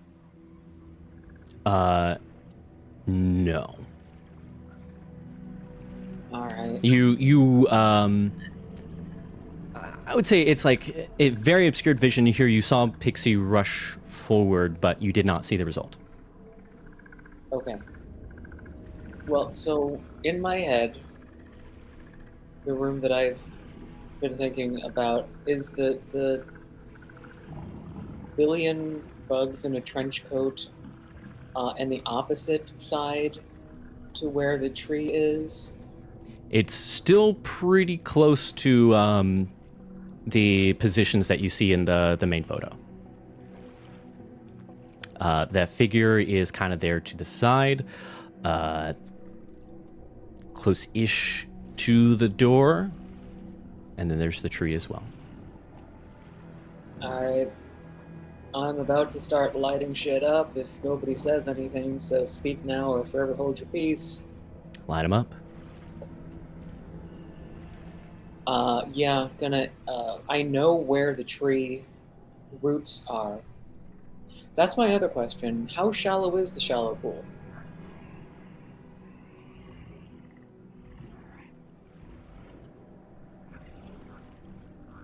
I guess my question is mainly, would I know if it's shallow enough that my shotgun would have no effect or diminished effect? It's only about a foot deep, so I will say it's like roughly a foot deep or so. So if you're trying to shoot into the water, it would still probably work. Okay. Yeah, like, I'm assuming we see at least some of its roots. Yes. That's where I'm aiming. Okay. Sweet. Go ahead. Yeah, go ahead and take a shot. This thing is big enough. I mean, it's hard to see, but it's a mostly stationary tree in the middle of the room, so I'm going to say that this will be a regular flat shot. Okay. Do I add anything?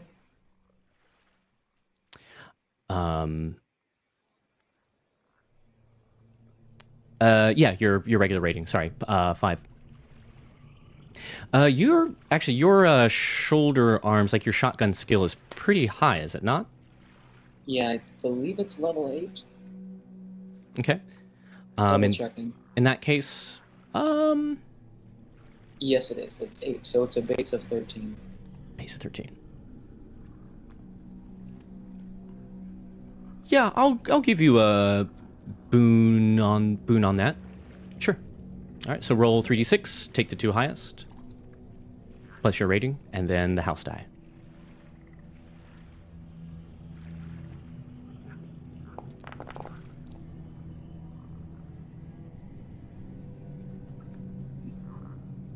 All right, so that is a 12.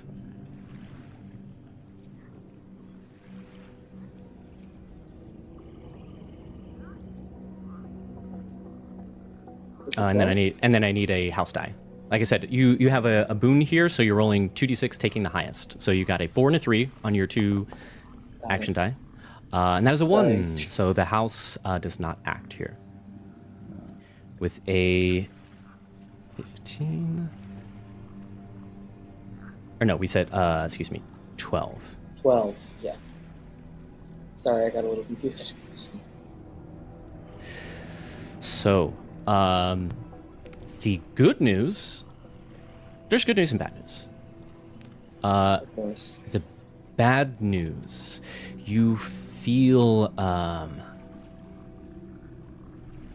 as you aim at the tree, it shouldn't be that hard, lining up this shot, that shadow that you felt presence of, like, it's almost as if your aim is nudged a little bit just as you fire. and that's when you get you fire off your shotgun.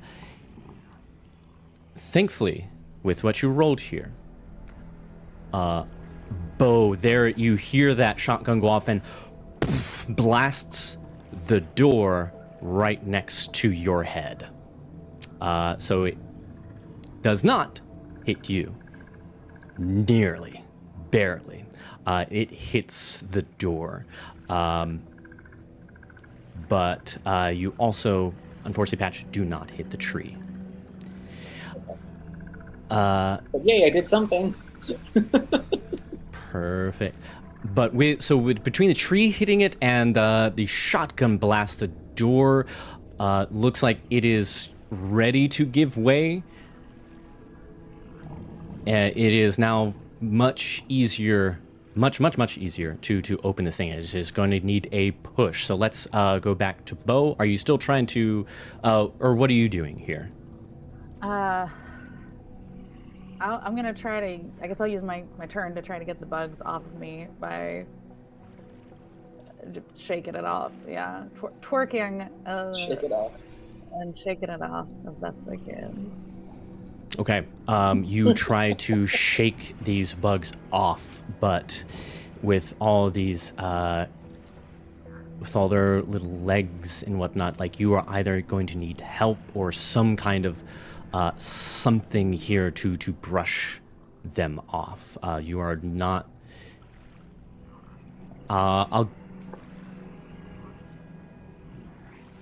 Yeah. Sorry to do this, but this house is brutal. So these bugs still just are stinging, biting here. I will say you start to get them off, but there are still plenty there. You are going to take a rating 1 physical wound from all these bugs. Rating 1 physical wound. Okay.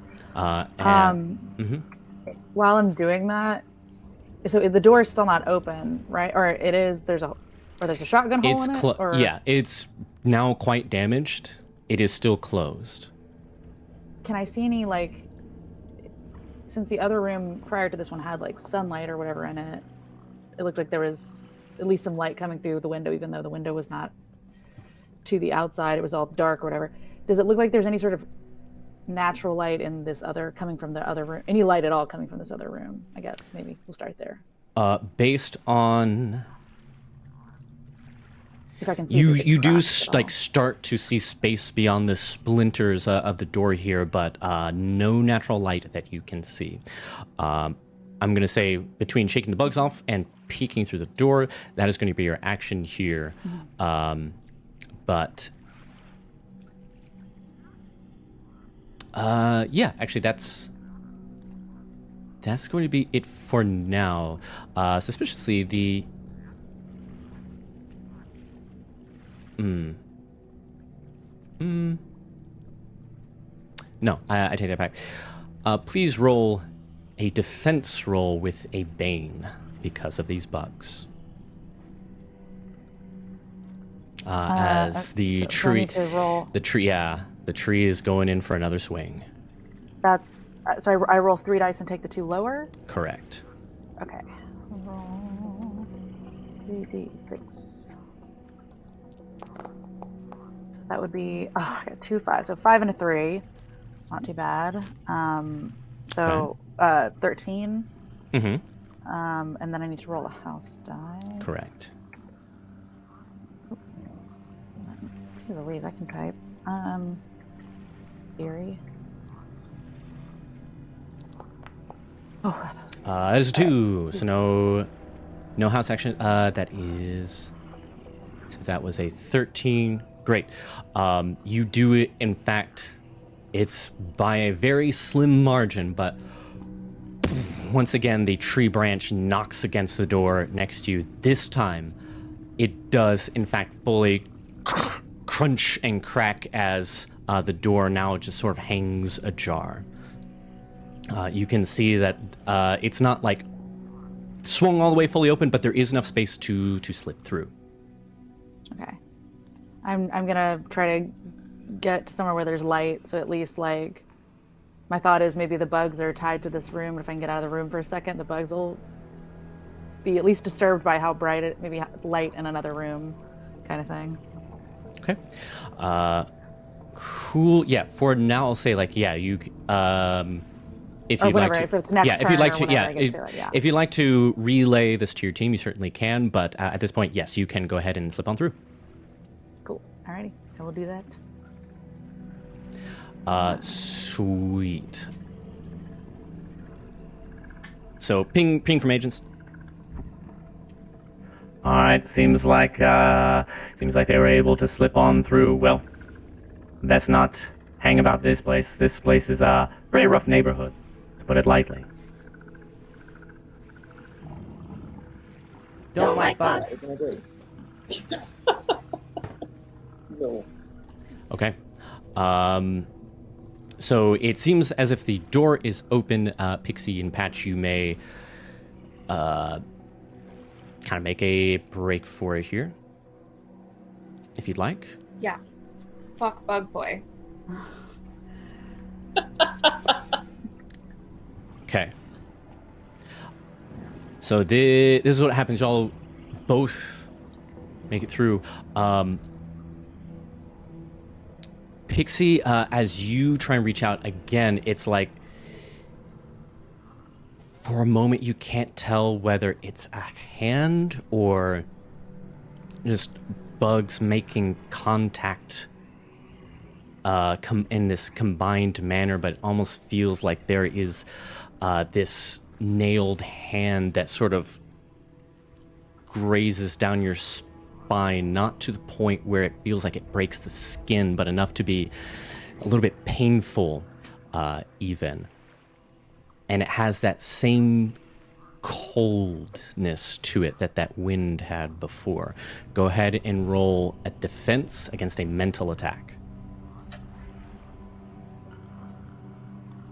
It's that fucking ring, I knew it. Never put on dead people's rings. So 15. All right, so that's a 15, and go ahead and roll a house die as well.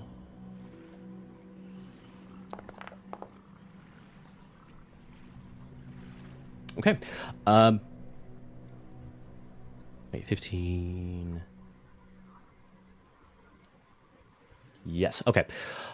You are able to shake off that chill here. You are dead set focused on getting the hell out of here, and just try and brush off whatever it is that just made contact with you. You're able to slip through. Patch, you are as well. Here on the other side of the door, before I describe anything else, this door is sort of stuck ajar, open a little bit. You are out of reach of the tree, but there is some of this smoke and even some bugs flying through. It seems to be less of a concerted stream and more of just like here's a new place to fly. Do you all try and push it closed? Yeah. Okay. You go to push this closed. With the way this is lining up, there is a Pixie. You are distracted for just a moment as you feel, even in this room as well, some shadow watching you, that presence that you felt before of this shadow. You're distracted just long enough that just before you all manage to close the door, you see the head of that figure sort of try and push its way through the gap, and where your fingers are, Pixie, unfortunately, you're going to automatically fail this. It opens its mouth, and in addition to seeing plenty of bugs squirming there in his mouth and throat. His teeth, they almost look like jagged keys, strangely enough, which you are able to clock, unfortunately, well as it bites down on your hand. Go ahead and roll 1d6 for damage.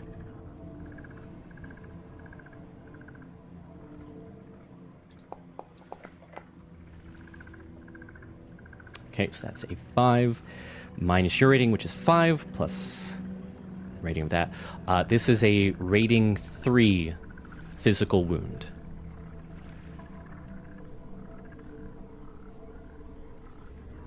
Okay.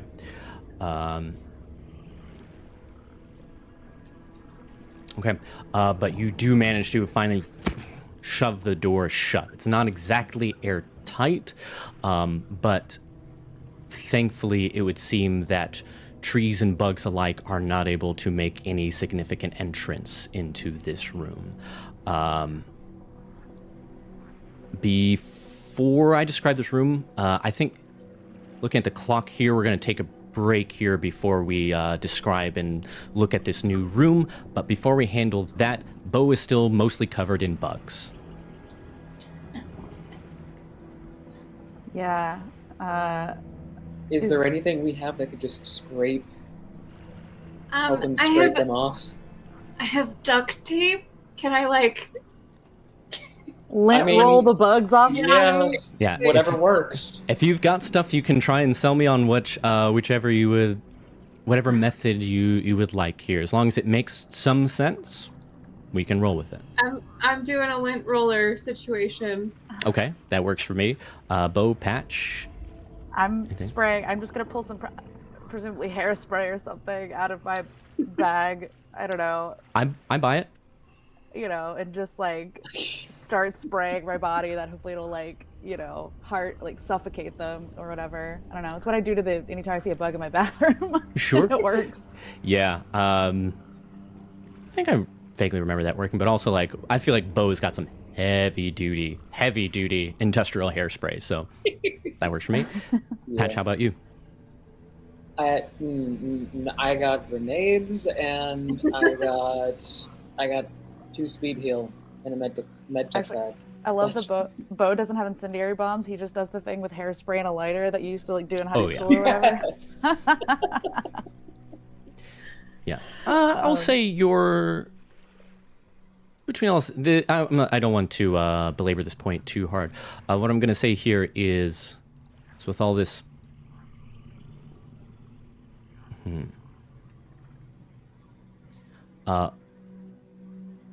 Bo, go ahead and roll. I'm going to play a little bit of Calvin Ball here.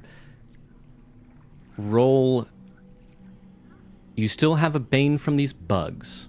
So go ahead and roll 2d6 and take the lower. Roll 2. Okay, roll 2. 4 through 6 will be good. 1 through 3 will be bad. Damn it. A 3 and a 4, so 3. Fortunately, that is a 3. Thankfully, no house die in this scenario, but yep. You are able to get these bugs off, but you are, unfortunately, going to suffer one more rating 1 physical wound. So now you have 2 rating 1 physical wounds. Since you already have one of those, if you would please, let me remind myself. And I don't suppose a speed heal would help in this situation, would it? I've got a speed heal as well. Yeah. You might be able to address it here in a second to try and help, but before that, we need to, excuse me. Oh yeah, it's in the other thing.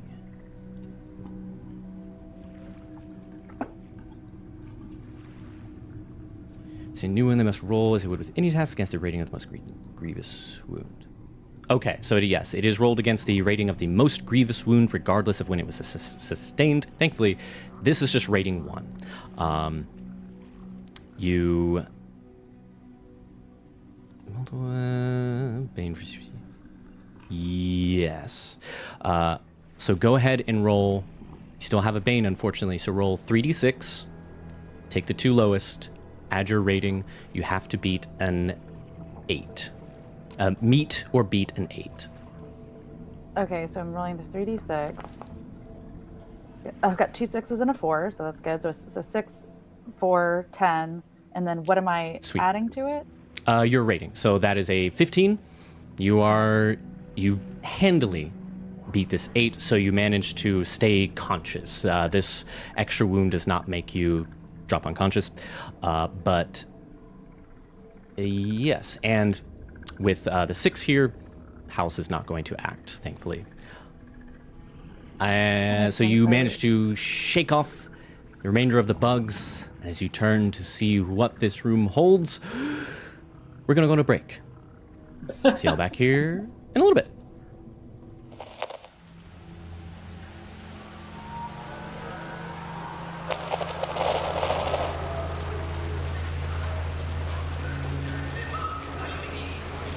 All right, and we're back. Everything is fine. Why do you ask?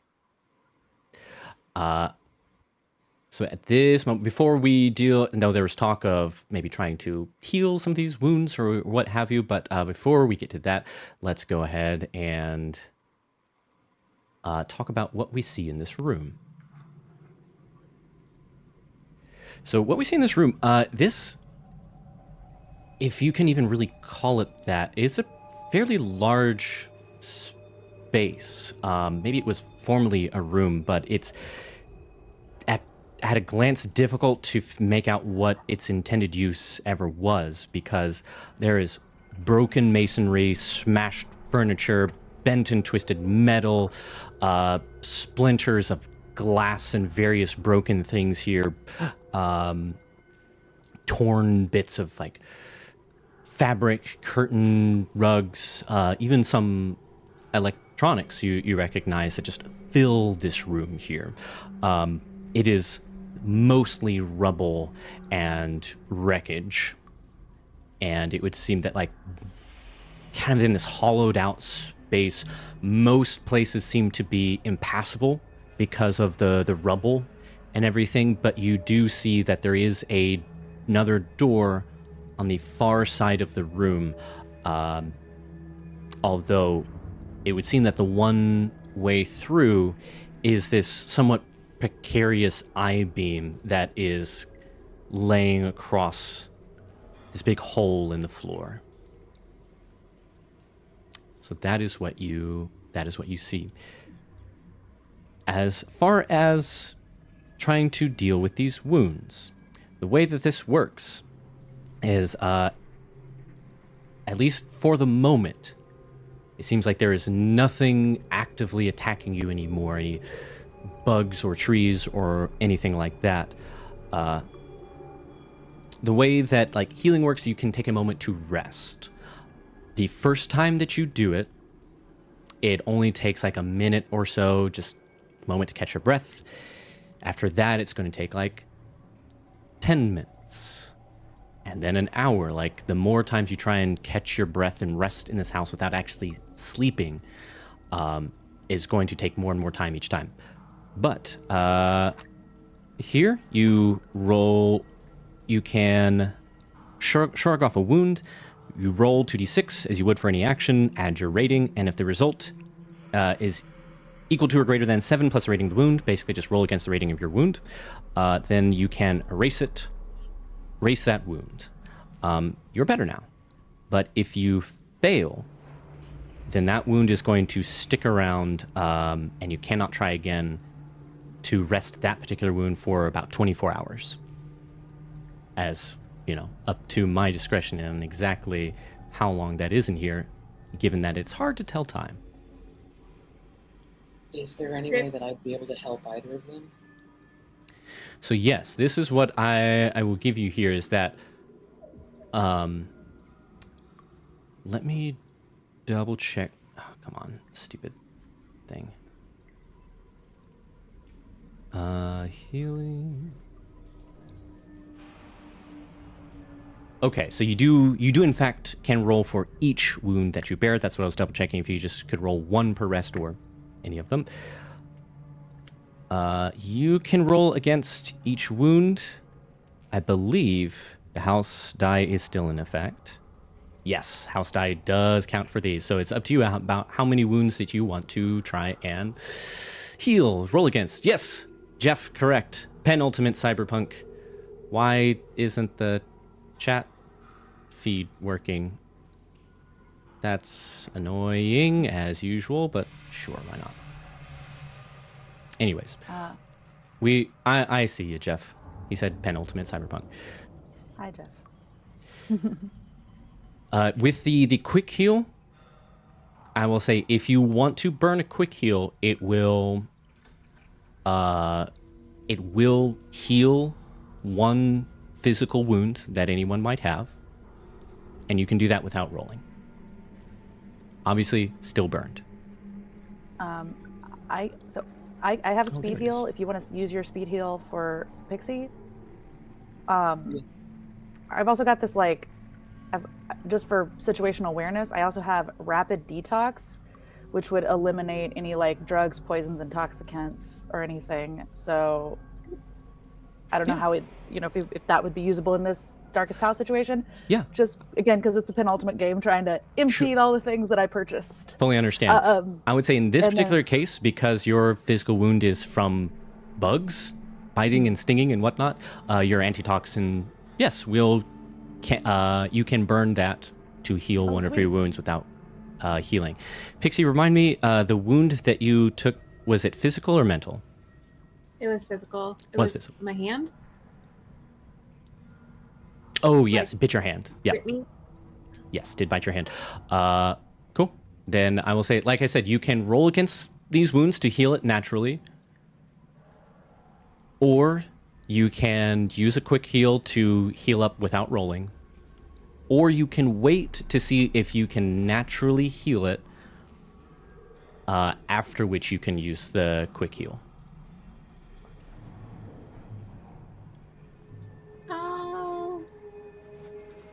What the hell? I'll roll. Okay. Oh, are you sure? Yeah. I don't mind. Okay. Okay. So roll. Living on the edge, baby. Roll. Again, unfortunately, because of the. Actually, here's something that I will offer to you as well, Patch. Because of your medtech thing, normally these rolls to heal against wounds would be made at a bane, because wounds are banes. But if you want to try and help here with your medtech skills, you can try and erase that bane. But you will have to make a roll. Does that make sense? Kinda? I have to... So is we'll she say still rolling? without interference, yes. Okay. This is not quick heal, just your medical skills. Got it. Pixie is going to roll 3d6 and take the two lowest because of the bane. If you help successfully, then Pixie can roll without the bane. But since you are rolling, there is the potential of failure or house die interaction. That's my thing. Yes. I don't want to accidentally make this shit worse. If I give up one of the speed heals to help, would that change things, or are we still sticking with If you're using the a speed original? heal, then that will just heal the wound. I want you to save your speed heal. Okay. Do you want me to try and help without it? Because if the house acts, I don't want to make things worse for us. No, I'm already rolling, so nah. I have a second wound if you want to help me with that one. You want me to do that? Yeah, because I was I was gonna roll for that because I used my detox for the other one, but to see it, I guess if I could get rid of this other one, Sure. I'll try rolling with Pixie's or Patch's help. I mean. Okay. Also, Jeff says it always gets worse in Darkest House. So yes, that's pretty accurate. Yeah, I would rather you save your stuff. All right, so I'll things help. are really bad. Cool. I'll help Bo then without a speed heal. Okay, so you're helping Bo without a speed heal. And Pixie, you said you are... Are we speed healing Pixie's wound or the old-fashioned way? I'm No. rolling. Okay. You want me to save? Yeah, I'll save my speed heals and I'll just help Bo with one Cool. of the wounds the Yeah. old-fashioned way. I'm going to say, just to speed things along, Patch, you can just roll once to help, and it will apply to both folks here. 1d6? 2d6 plus your rating. 2d6. Excuse me. Sorry. And I'm going to say, yeah, you effectively have a...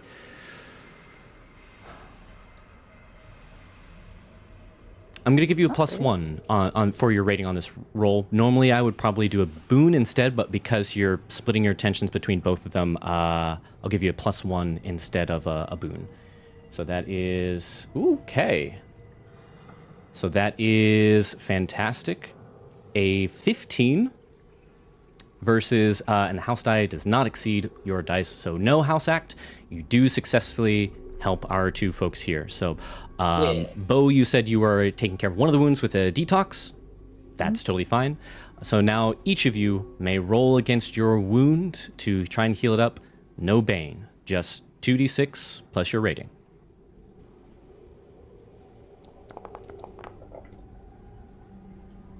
So 12 for me. Fantastic. You're trying to beat an 8 since it was a rating 1 wound, so that is a successful heal. Please roll the house die as well.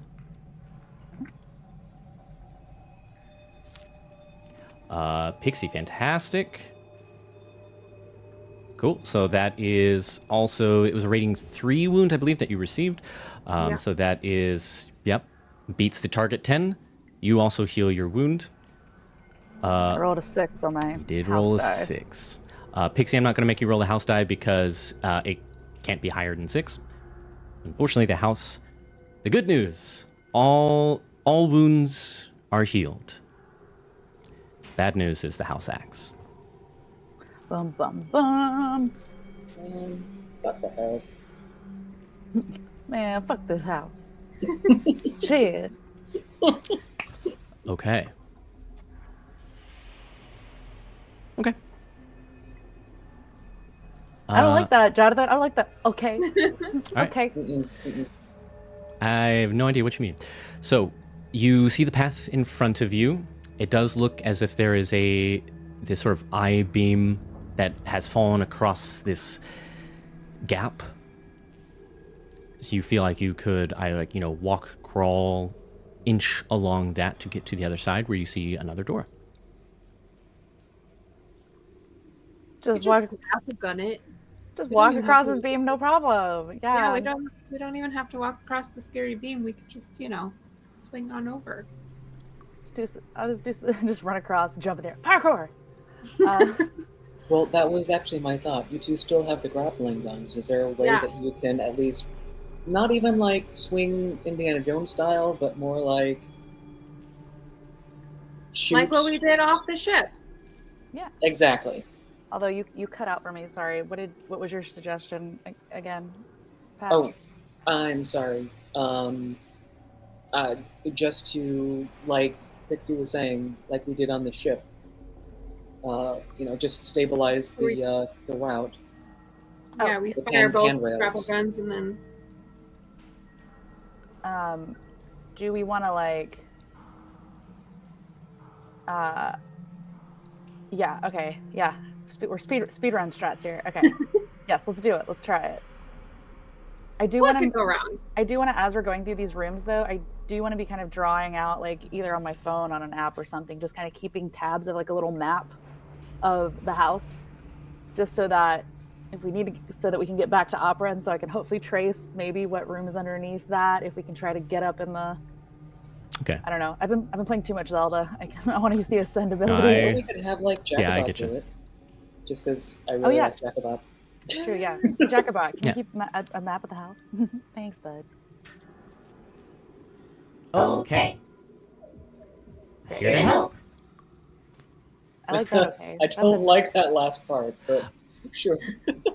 Okay. As you're pulling this out, do you try and text and check in with Opera when Sure, you're fiddling with your yeah. phone?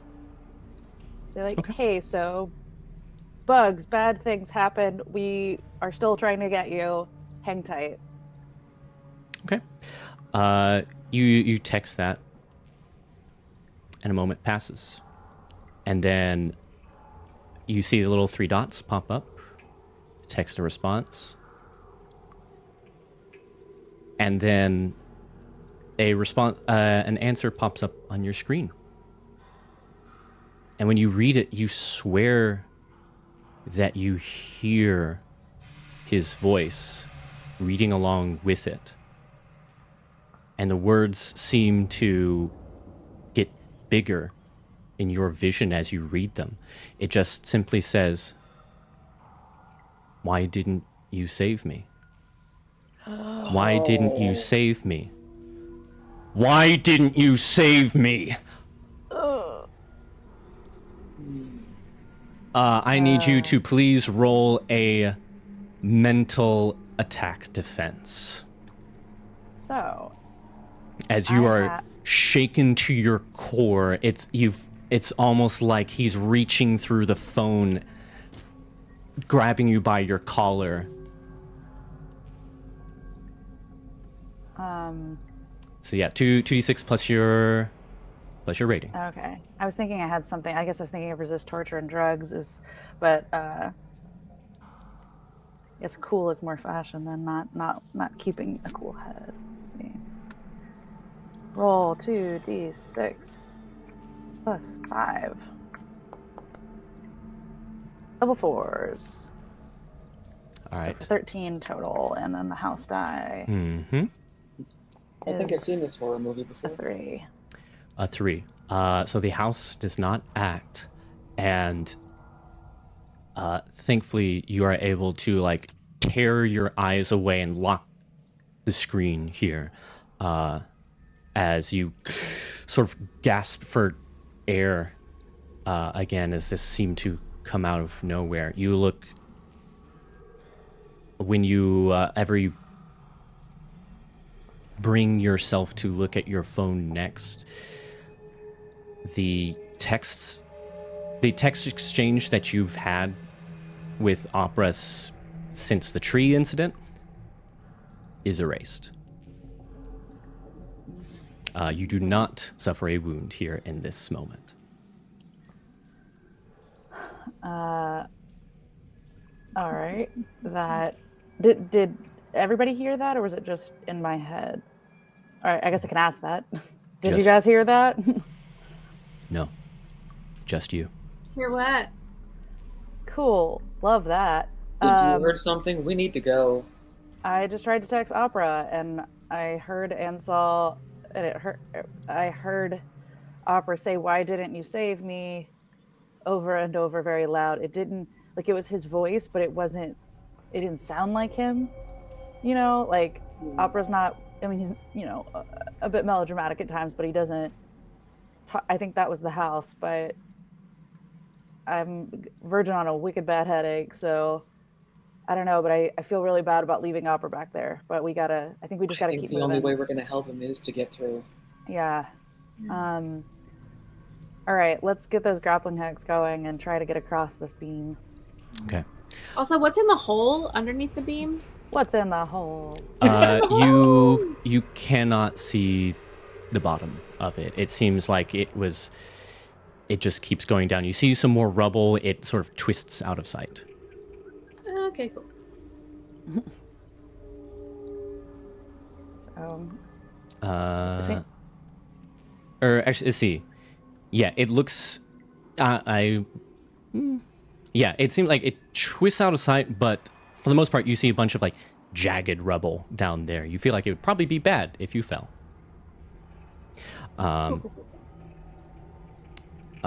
Very good. So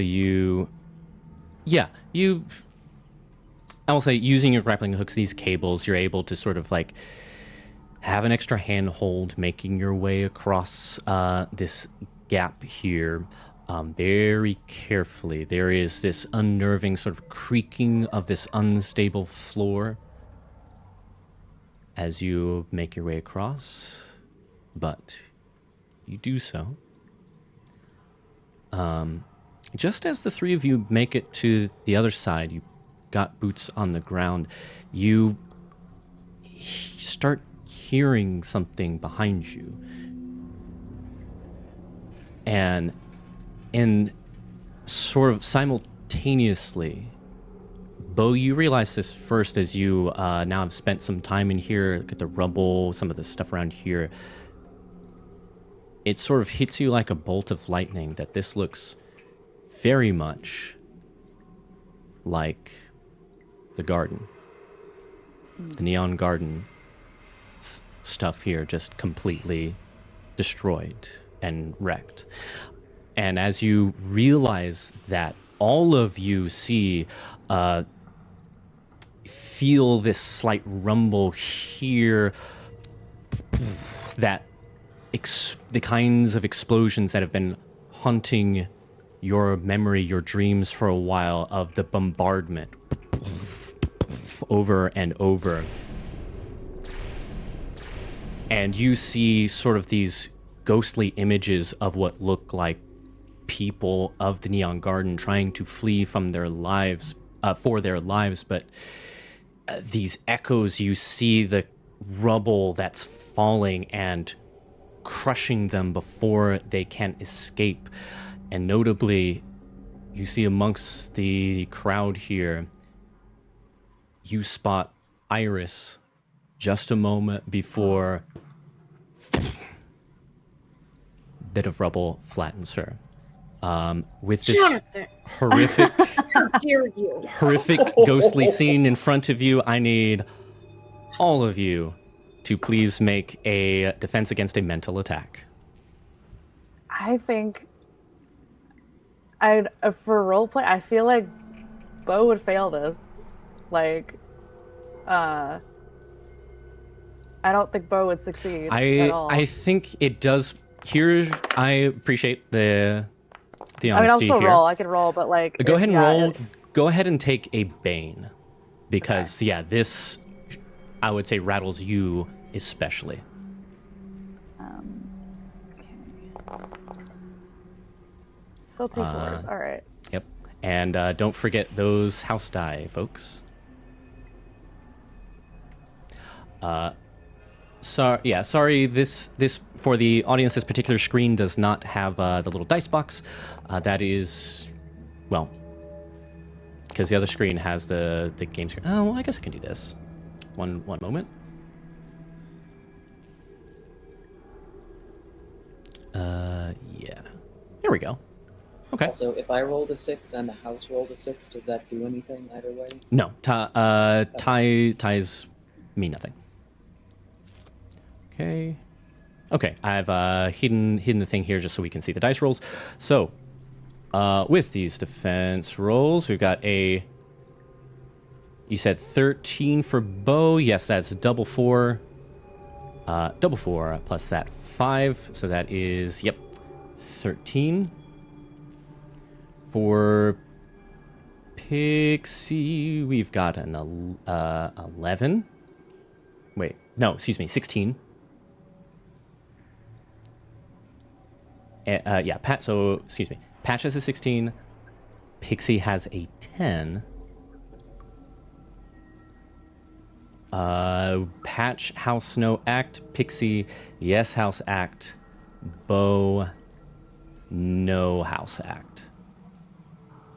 Right? Yes.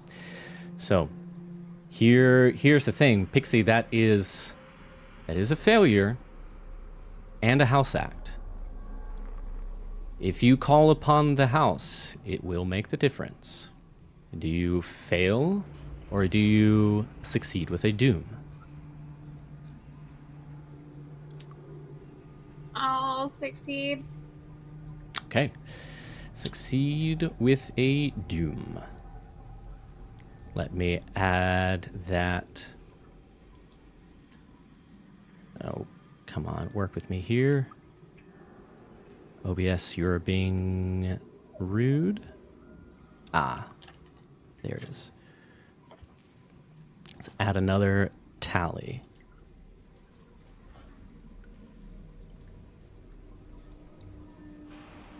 Really? That's close together as they'll go. All right, hold on. Let's just do a good old copy paste.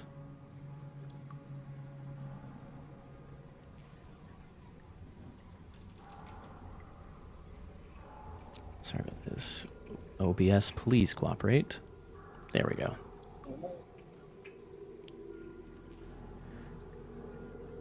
Got it.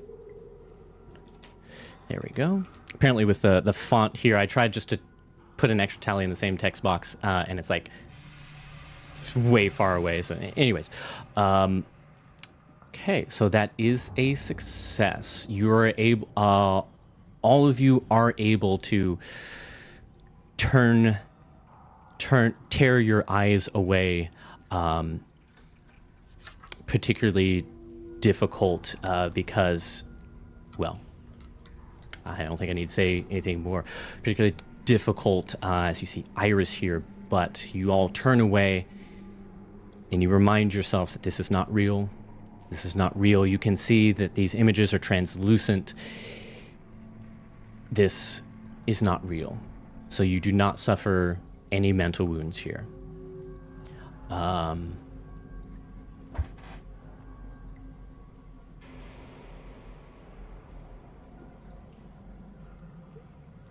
Okay. As this vision subsides, you do, for a second, you think it's part of this this vision here, but you do hear sort of this like bumping against the door, the other door on the other side. It almost sounds kind of like violent, like something is hitting it against it. You hear like smash and clatter, like there's some sort of like fight or violent something going on behind the door that goes on for about 10 seconds, and then it stops.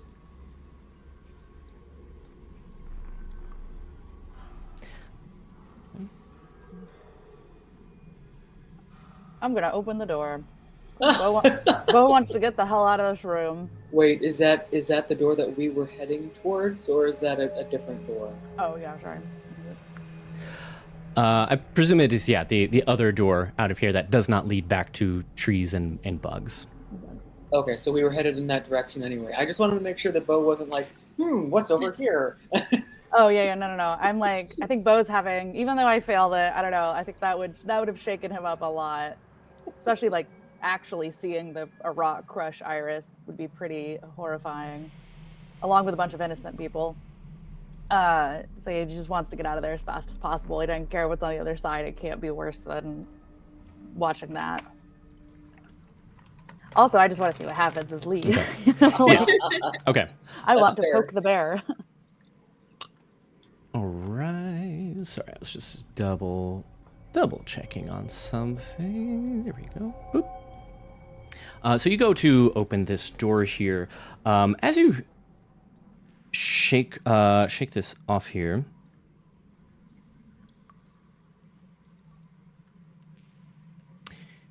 Pixie, with this maybe or maybe not has anything to do with the house acting. Go ahead and roll a defense roll, please. Just flat.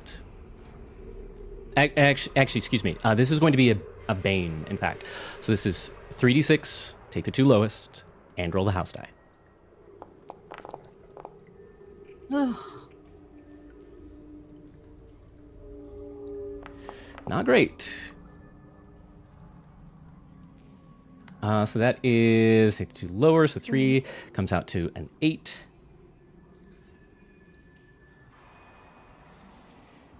Good news, bad news. The bad news is that this is a failure. And the middle/good news is that the house does not act again, but also calling on it will not make the difference here. This is unfortunately going to be a failure no matter what. You feel this weird itch on your arm. Again, it's you like see out of the corner of your eye. Again, it's like there's some kind of shadow there in your peripheral. You look down to It's like you can look in that direction, your arm itches a little bit. Maybe you think it's a bug. Then you think, no, mine. As you start to turn back towards this door, suddenly there is this terrible pain as you see that the neural uplink in your wrist, those cables, those wires suddenly animate almost like legs, and it pulls itself out of your arm. And with a hiss, it skitters off like a spider down your body. It drops to the floor and skitters down into the hole that you just traversed over. Go ahead and roll a d6 for damage here.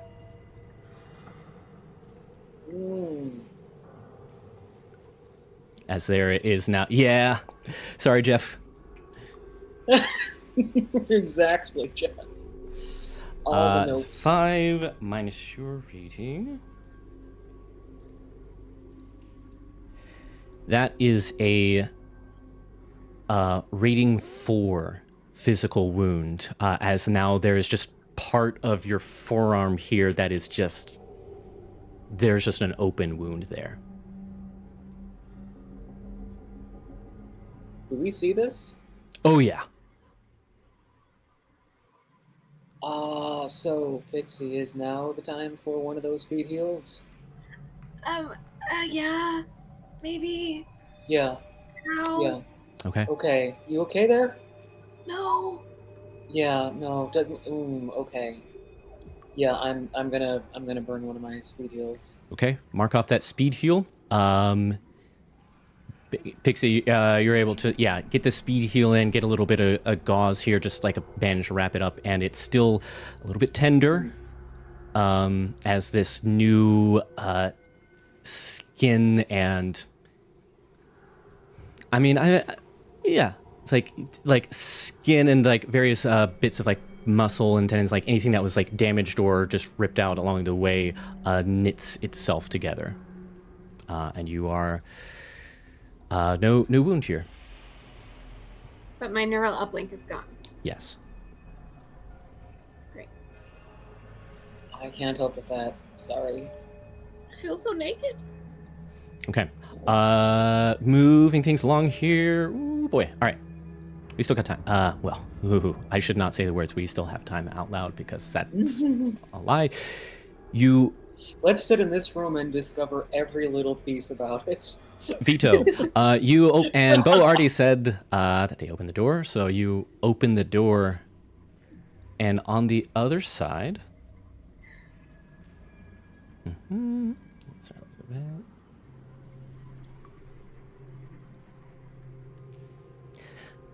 bit.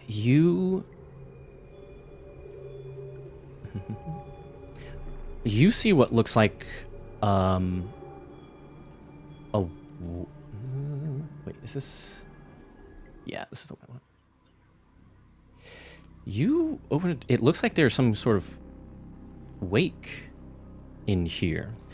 You see that there is this modestly sized, on the smaller side, like room with wooden floors. There is... you see that there's a mirror hanging on the wall, draped in black cloth. There are flower vases here around the room. You see that there are a couple of sort of like side tables, most of which like have the vases of flowers. You see that one of them seems to have some notes, some like scraps of paper or something just sitting on top. You do see a door on the far side, but dominating the space right there in the center is this casket of dark wood.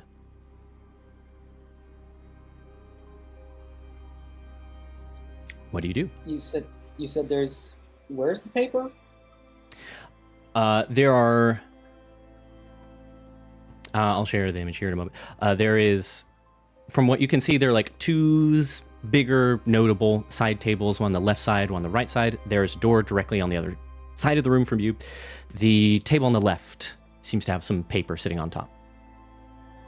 And where is that table in relation to the coffin?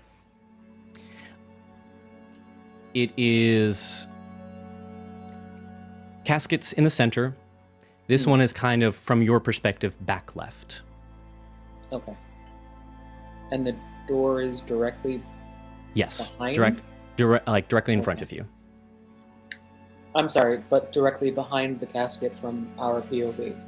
Yeah, it's like, I would say like slightly off. It's not dead center, but you could easily walk around this casket to the side tables or to the opposite door.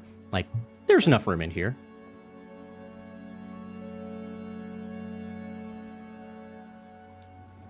I want to see what the papers are. Okay. So you enter this room here. You look at the notes. And you see some... I'm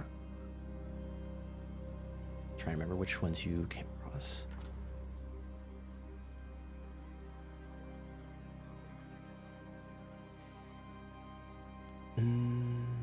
Actually, let me a quick look at what you've already come across.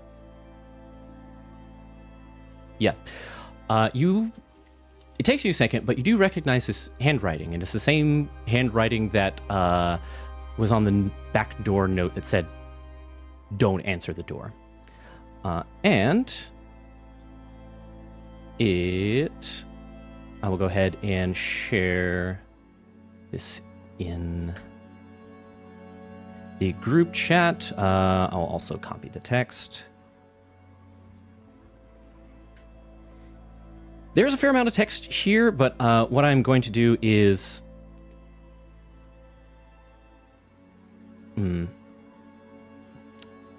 Yeah, I will just speed through this note here. On the left, it seems like... sorry. Yeah, the left, it almost looks... two separate pages here. One is... It looks like someone just started and stopped and started writing like a couple times, like they couldn't make up their mind. And on the right, there is what looks like a eulogy of some kind, but there's a big X that is just drawn through it here. On the left, so the shorter page, you see eulogy crossed out. I can't begin to... My father was... When I think of my father... And then, my father was not, crossed out. When I was asked to give this eulogy, my father was a cruel, hard, stern, each in turn crossed out, strong man, a strict disciplinarian. He was beloved by all, beloved by none. My beloved father taught me the value of... And then there's just some, like, angry scribbling. Second page.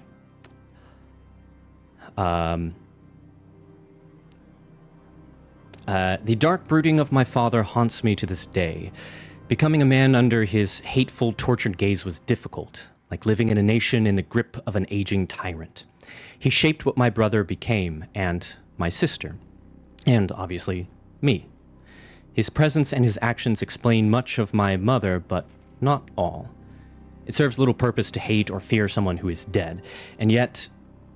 You see something scribbled out that you can't read. When I was young, I found a notebook of his in which he talked about his, quote, great plan and his, quote, elaborate work. I could not understand what I read at the time, and as a man, I only remember a few words and phrases.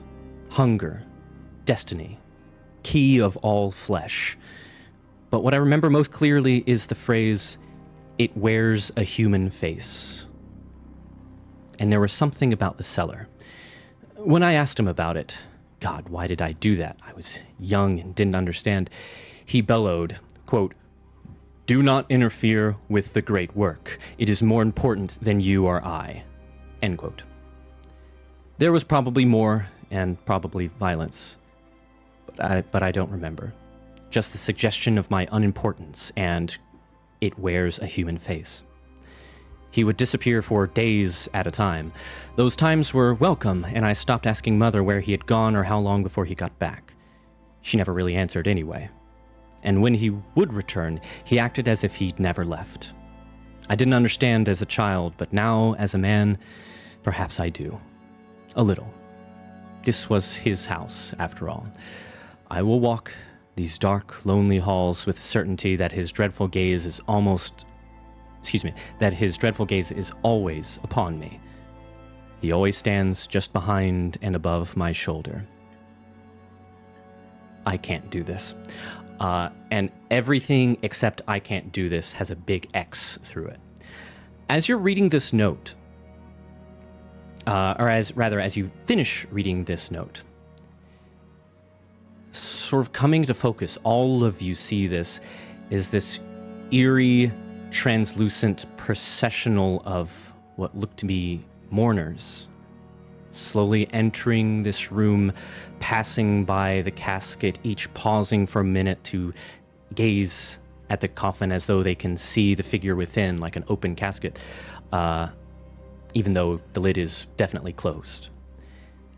These mourners, as they come into focus, bring in this low, mournful music, but you can tell that these are clearly just ghostly images, echoes of things that happened a long time ago.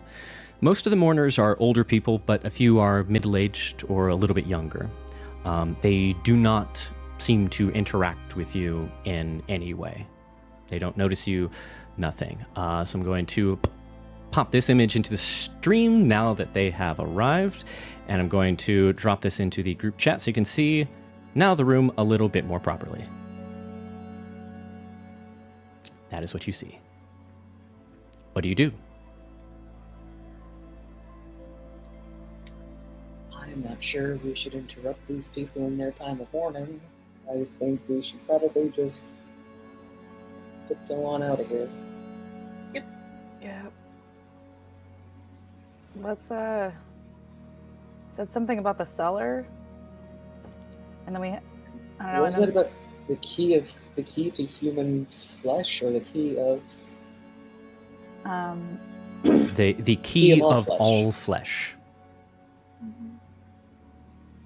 That sounds mildly disgusting. Yeah, just a little. Yeah. Where's a human face? I only remember. Wait, it says I only remember a few words and phrases: hunger, destiny, key of all flesh. But what I remember most clearly is the phrase, "It wears a human face." So, and then there was something about the cellar. Okay. Yeah. So to me, we also had that other note that talked about an elevator that led to an attic or something, where the guy building stuff was or something. This to me, and given that what we have seen, we've heard and seen things down in like the cellar thing, or when you open that door with the water in it or whatever, that seemed bad. So my vote is we still try to go up, and maybe that'll it'll give us the key to. It'll just help us figure something out. I don't know. You gotta go up to get down, right? Sure. That's a pretty big box here. Is it a present? Yeah, for you, Jacobox. Go open it. No, Oh. don't do that to him. Okay, I don't know how you do it, but I can't. This is a rare instance in which I'd ask for your help. It's not the kind of gift you want, trust me, Jacobot. Why not? because it's a casket with with potentially a dead body in it. Yeah, look, kid, well, there's a lot of messed up stuff that's already happened so far, but funerals, well, I already know how I feel about funerals. Why don't...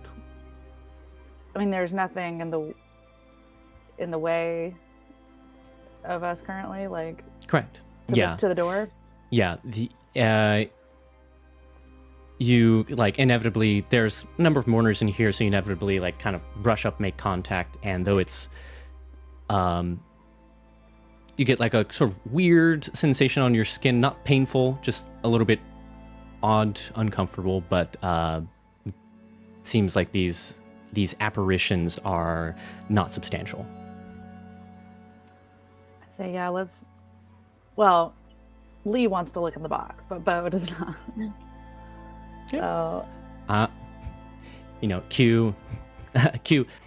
What's in the box? Yeah. But yeah, you can choose to open the casket or not. That is your prerogative. I say let's move on. And go. Yeah. Okay.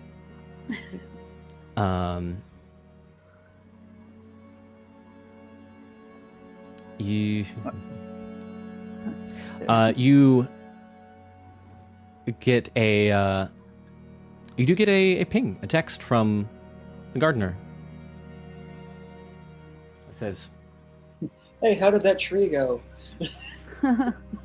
yes, any update or this is all text, but any update or progress on the strange situation that you found yourself in? Oh, Shaw, I forgot. I'll be honest, I forgot I could talk to you. Oh. The last text I sent scared the shit out of me. Also, TLDR, Opera got eaten by a tree. He is okay, maybe, I think. I don't know, we're trying to find a way to get him back. Eaten by a tree? Yeah. That tree I was asking you about, it kind of enveloped him. Ah.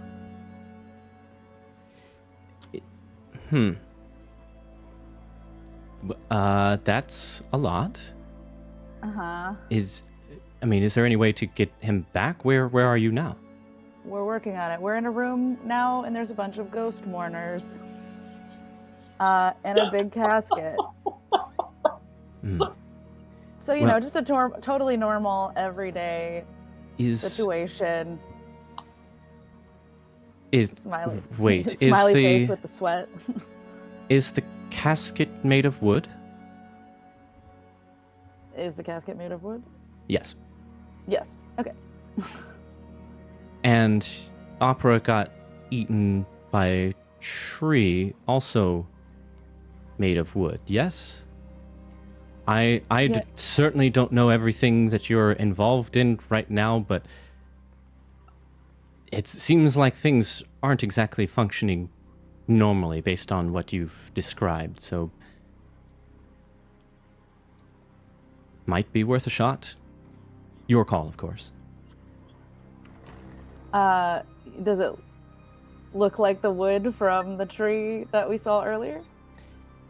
It is also some dark wood. This is polished and finished wood, so it's hard to say 100% for certain, but it is a pretty dark hue, similar to the tree. Oh, go ahead, sorry. Can I do like a insight check or something? Is this really the gardener? Ooh, or is this a trick?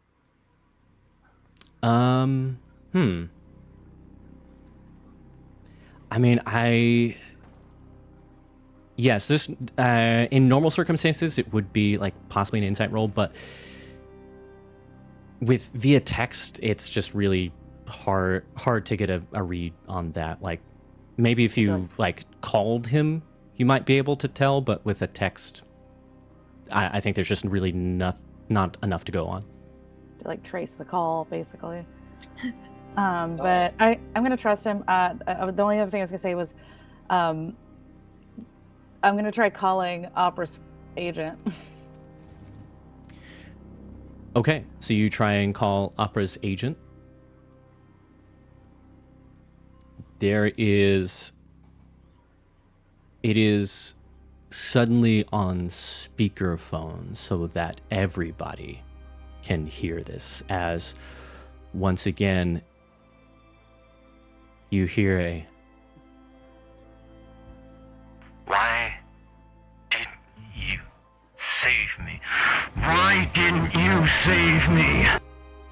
Hang up. Okay. I was hoping it was just gonna ring in the box and be like a do do do do do do do do coming from the box, but no. If you would please roll a mental defense, Bo. Alrighty. 2d6. All right. Not too bad. House die, please.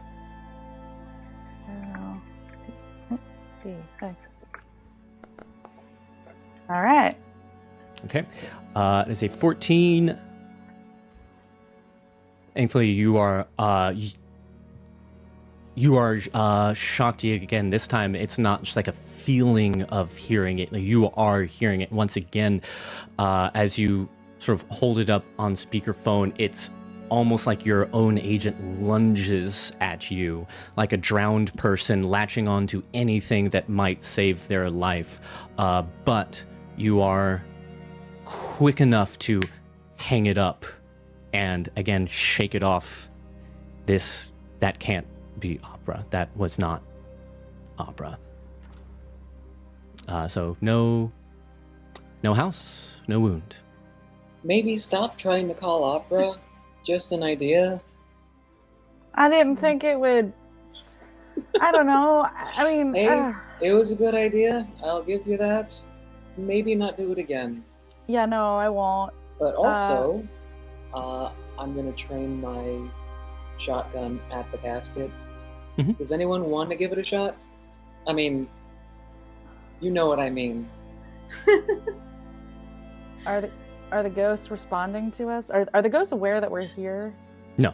They're just doing their thing. Yep. It's almost like they're on a loop. They seem to. You don't recognize any of them. They just are there. And they are like continuing this pattern of like walking in, mourning. You don't you again like hear this music here. Occasionally you'll hear just like a faint echo of a sob, but for the most part, they're just these apparitions here, but they're all like, again, take turns looking down at the casket as if they can see it, see who or whatever is inside as an open casket, even though the lid is closed. Okay.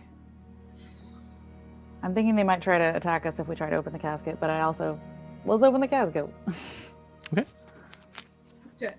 All right. I'm happy to do it, or if somebody else would like to do it, that's fine too. I mean, I would, but I've got my shotgun trained on it, and That's fair. Yep. So Patch, yep, you've got your shotgun trained on the coffin, sure. So Bo, is it Bo or Pixie or both opening the casket? Do you have any wounds right now? No. Okay, neither do I. Okay. I don't know. Go for it if you want to do it, or if not, I'll do it. Let's just both do it. Okay. Does that make it easier, or do we both get injured? I don't know. I don't know.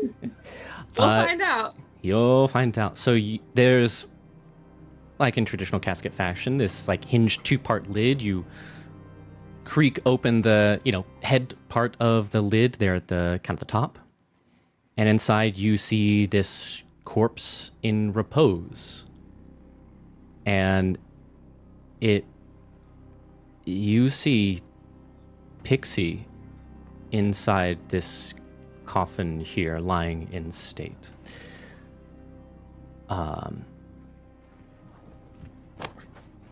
Yep. I will say for you here, Pixie, I mean, you see this, and just the thought of either being dead or closed in this coffin, for you as a nomad, the free and open road is in your lifeblood. And imagining this claustrophobic space locked in this house, much less this coffin, your neural uplinks are gone, that sort of key to vehicles, key to your freedom. Yes, you can still drive, but it was, both literally and figuratively, a part of you. So this scene here gives you this very sort of it like chills you here. This is not a mental attack or anything, but this is very unsettling for you in particular. Meanwhile, it does not spring up, awake, sit up, or anything. You just see Pixie's body in this casket. Hey, folks. I just had something tell me it wears a human face. Yeah, same. So I'm thinking this might be it. Mm-hmm. Yep. Let's just head on out of here. Mm-hmm. I basically wrote back. I said I slammed the casket closed, and I was gonna put something heavy on top of it. Yeah, you do so. Yeah. All right, let's go to the next room. Let's get out of here. And yeah, okay.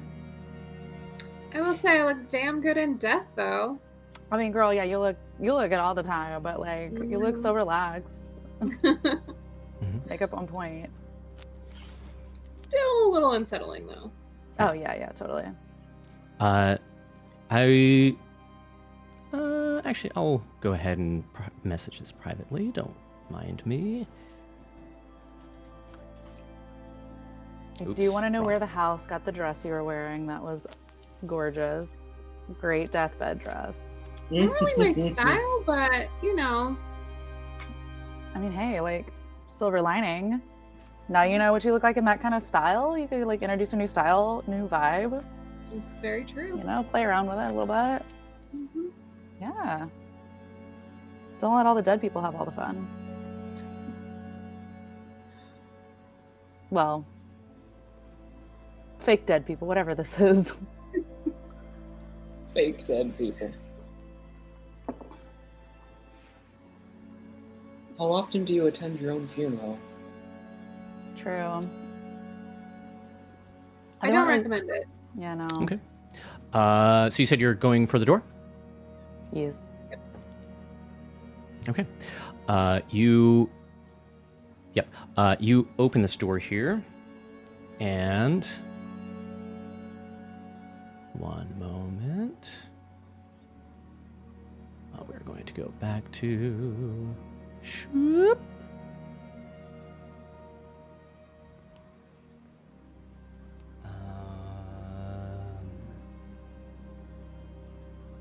is it? Hey, Pixie? Yep. Do you... Just indulge me here for a second. Do you remember the friend of yours that I helped out that got injured? Yeah. It was Maverick. What about him? Okay. No, nothing. It was just a thought. Okay. I think this house is playing tricks on us. So you open the door here. Actually, let me pull up this image. There it is.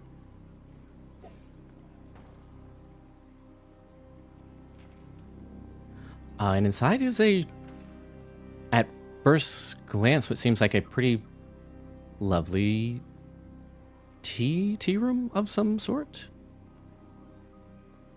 That's what you see. You see white and blue wallpaper with delicate designs covering the walls. A round table with a lace cloth draped over it, set with an ornate tea set, furnishing this room. 5 chairs surround this table. A light wooden hutch that you see in the... Oh, excuse me. I should share this in the group chat. This light wooden hutch that holds decorative plates, cups, dishes, most neatly stacked on white doilies, sort of the china cabinet here. And you do see a door on the opposite side of the room. Based on the perspective here, you're entering from the door that you see on the left. You do see a door opposite you on the right, but this room is not unoccupied. At one of the chairs, you see sort of Grog pick up their head, like they're seated at one of the chairs, and they groggily like pick up their head, almost as if like they're just waking up, kind of surprised. Patch? That's Marcus. Scratch is sitting there in the chair as he looks up and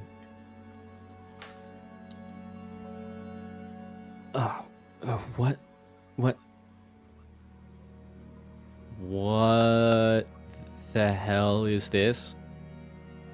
That was my question. Where did you come from? I was back at the base. I was, trying to contribute, get myself ready for, the assault on the diplomat to take it back, but I all of a sudden felt really sleepy, like exhausted. I was tired, but it hit me like a brick wall. Suddenly I had to just like sit down, lie down, and so I didn't collapse on the spot. And then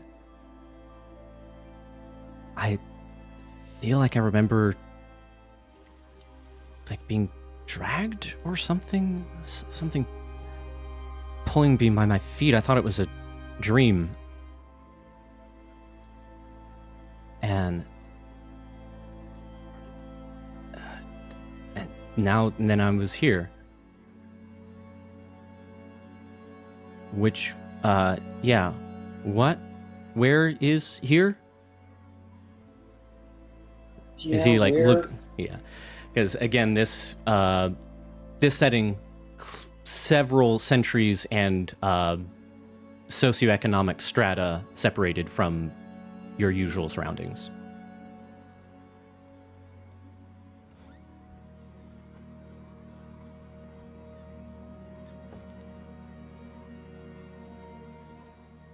Patch, I'm not sure this is your brother.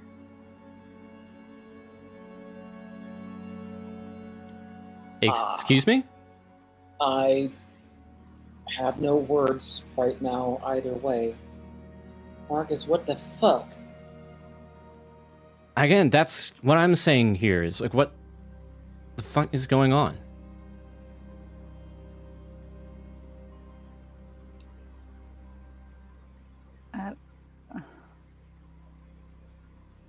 And what do you mean I'm not her brother? The f are you talking about? Wait, I think is there an actual... No, there's not an actual face. This is some doppelganger shit. Yeah, I don't like this. Some fucking... What's the gift I gave you for your 19th birthday that I thought was a joke, but you really liked it? It was...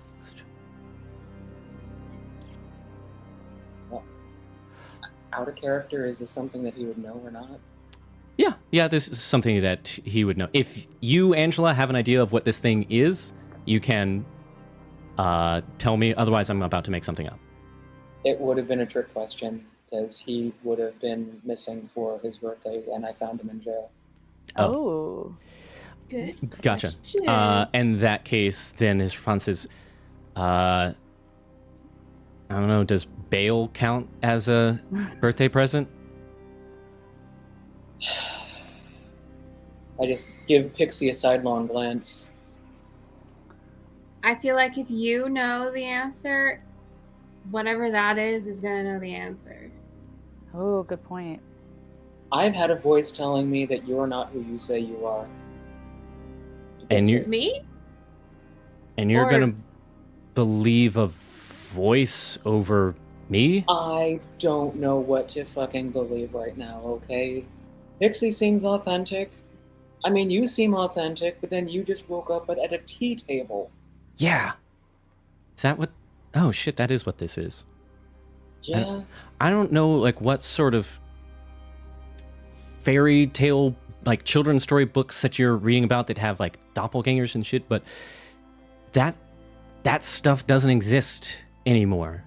I think it used to. Although I didn't think stuff like this exactly exists anymore unless we're Wait, are we in Acronia? Fuckers would have some rich bullshit like this. Did How you the see hell- a door? Did you see a door at all at any point recently? That's a good question. I A mean- wooden door. Well, I mean, there's the wooden door in the base. I kind of collapsed just on the couch in the main room there. I guess. I mean, it's hard because I was like basically asleep. I thought it was a dream, but were they dragging me towards the door? I'm genuinely just as lost as you all. I mean, it seems like you're lost. I absolutely am.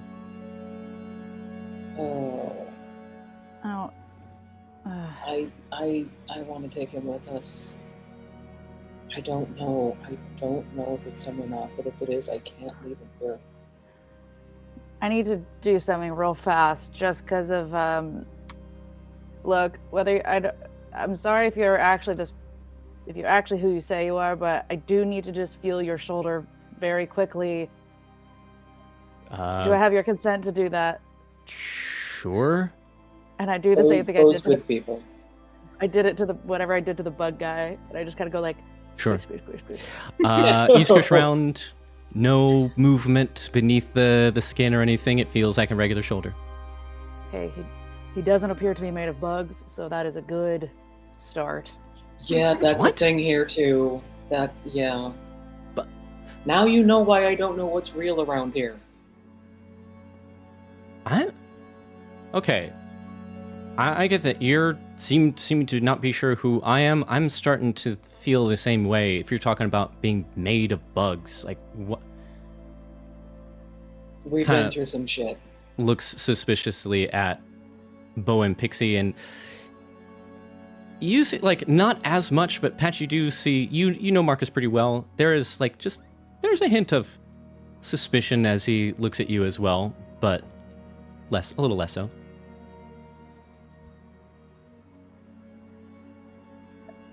Okay, well, why I don't you still just say he comes with us. I'm fine with if he comes with us, but if you start looking like you want to crawl on the ceiling, if you start like whispering creepy shit, I'm gonna smack you upside the head. Sorry. Yeah. It just wasn't I happening. Noted. I will refrain from crawling on the ceiling. Thank you, I do appreciate that. Wait, are we about to play the ceiling is lava? Hey, Jackpot, it's the everything is lava here. Then is he lava too? Probably. We'll explain the rules to you later. Let's just... Let's just go. I don't think I like people made of lava, just saying. Because it's I don't very like it. hot. It's all bad. It's all bad.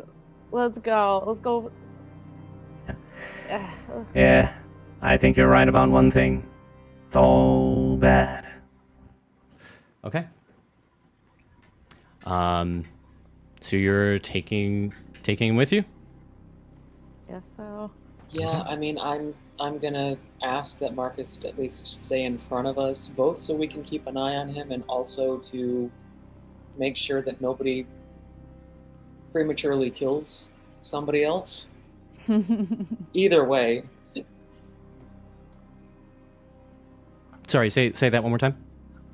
I'm just gonna ask that Marcus go in front of us, just like I said, so we can keep an eye on him, but also just to make sure that nobody will prematurely kill another person before Okay. it's necessary. Okay. Yeah. You can absolutely do that. All right. So you're going through the other door? So, Okay. In that case, give me just a moment as I pull up what you find.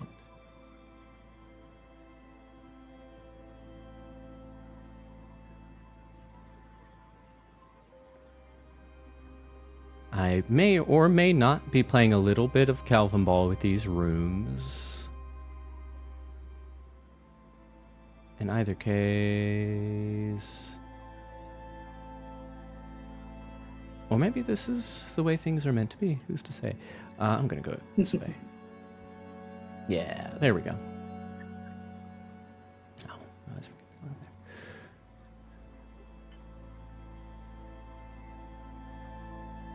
Okay.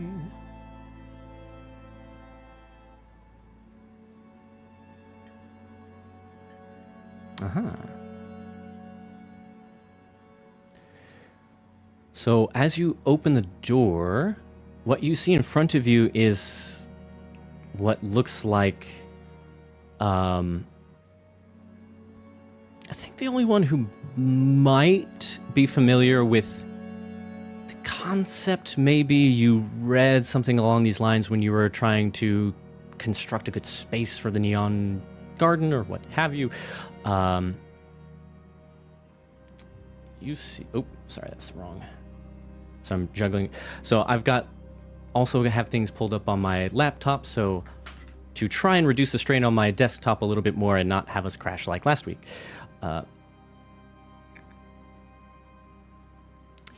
You see this large open space with grand pillars and a polished marble floor. It looks like this ballroom, this very fancy ballroom. You see that there are these windows on the left that are letting in light with some rather fancy... Nope, just kidding. No curtains. But as you look through these windows, again, like when the windows you saw before, even though light is coming in, it almost looks a bit more like moonlight. There is just blackness beyond the pane. There is a pair of grand and unlit crystal chandeliers hanging from this high ceiling. There's a sweeping staircase that leads up to a balcony above the dance floor, the stage here. And you get this feeling of history, like this place has been used as you sort of smell the air here, see the scuff marks on the floor.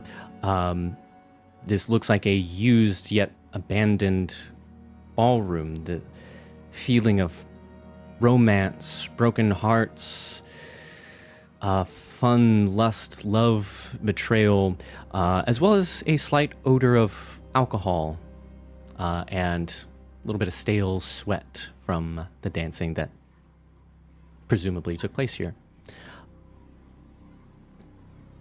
You do, at this moment in time, you do not see another door. But, yeah. What do you do?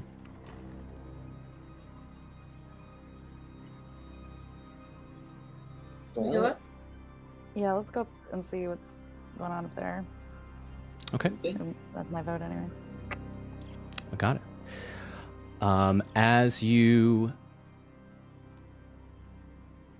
I hope this... Sorry, I hope this plays correctly. Oh, where is... as you start walking towards the stairs to see what's on this balcony, you pass by this stage. And there is this flicker of movement that catches your eye, and there is an orchestra there, this ghostly orchestra that appears out of nowhere, and with an up and down beat, they begin to play these ghostly instruments in a slow, somber version of what you assume used to be a dance tune. And just like that, you see that there is a group of dancers that appear alongside as this music kicks up here. Sorry, I tried to find better sort of haunted orchestra, copyright-free music, and I couldn't quite get there, but... This reminds me of the scene from Anastasia. Yeah, or just like Yes. the Haunted Mansion ride. Yeah. Mm-hmm. Exactly so. So with this as well, I know we were just using this, but it's also feels appropriate to the theme. Why do I feel like they're playing the last song that the band on the Titanic played? Yep. Yeah, right. But yeah, they are dancing along in sort of this ballroom waltz with this dance here. They don't seem to accost you or anything right now. You can, if you'd like, continue up the stairs. Yeah. I would. Okay. You do so. Here, you see a couple things of note. Here up on the balcony, you see on one side there is a bar. This, what looks like a pretty well-stocked bar with these like crystal glasses and decanters, stuff that you've never really seen before. Not something this old and this nice. Dozens of glistening bottles of alcohol are just like there on the wall there behind the bar. And on the other side of this balcony here, you do see what looks like it takes you a moment to place it, to recognize it, but it does look as if it is like an old-timey elevator, the kind that has the like scissor metal grate that you like pull open, and just inside you see that there's one of the like old levers that helps you choose the floor. As you take this in, you hear a tinkle of glass. As you look back, there is what looks like a barman there behind the bar, pouring drinks. He's wearing a pressed black vest over a white shirt with a black bow tie. Hair is slicked back, and he sort of looks up at you with a crooked smile. Oh. Hello? The usual? And like starts shaking the tumbler. Wait, did he said Bo, or is that what you said? He said hello, and he's just said hello. Oh. yes, hello. The usual. I don't. Sure. Perfect. Pixie, what is your favorite drink? Oh God. What would Pixie like? Cosmo. Eh. Actually, I think there was a Probably- drink called a Pixie, isn't there? Oh, is there? Wait, or it's something like that. Here, hold on. I'll do a quick Google. I think she would go for something like simple, like just like a whiskey neat. Okay. Fantastic. That is exactly what's poured as he. Well, let's see, whiskey neat. So yes, he sets down this shaker with a practiced, smooth hand, picks up one of the decanters, and pours you a nice 3 fingers of whiskey neat, and slides it up to you. Here you are, ma'am. I'll just raise it to him and then just hold it. Just survey the room. I understand being polite and all. Well, waiting for your friends, I presume. May I get something for you three? Looks at Bow, Patch, and Scratch. By the way, it was a Pixie Stick Martini. That's what I was thinking of. Oh, nice. Pixie Stick Martini, I love it. Yeah, it's horribly sweet, but it Sounds looks like Yeah, cool. that sounds pretty terrible, but Yeah. But I don't respond. I'm eyeing that elevator. Like, Yeah. speaking out of character, Hatch doesn't drink, so she's going to politely decline. Your usual is a water. Yeah. Yes, we have quite the stock here. It is, friend, we have anything you might like, even for the a teetotaler such as yourself. Well, a simple iced tea, then. Coming right up. No need to put anything else in it. Goes and gets like this those whatever they're called, like, but the glass bottles that have the little like metal kind of hook with the lid, you know, those like bottler bottles. Pops that open. You see this dark brown liquid. It looks like iced tea. Pours it over some ice, shakes it up a little bit, and then you wouldn't shake iced tea. Nope, just pours it over ice into a highball glass, and and of course, lemon. Sure, let's go big. Okay. Live it up tonight. Reaches down under the counter, pulls out a lemon wedge, and sticks it on the rim of the glass and slides it up to you. Thank you. Scratch, kind of taking the lead here, looks between you and Pixie. Yeah, I think I'll have what she's having. Of course, sir. And mixes up a whiskey neat for Scratch. And for you, friend? Looks at Bo. I'm good. Are you sure? Well, and you may find your... Excuse me. You might change your mind, get a little thirsty as you join in the dancing, I presume. How about that music? Not really my vibe. No? Well, maybe not your vibe, but what about the rest of you?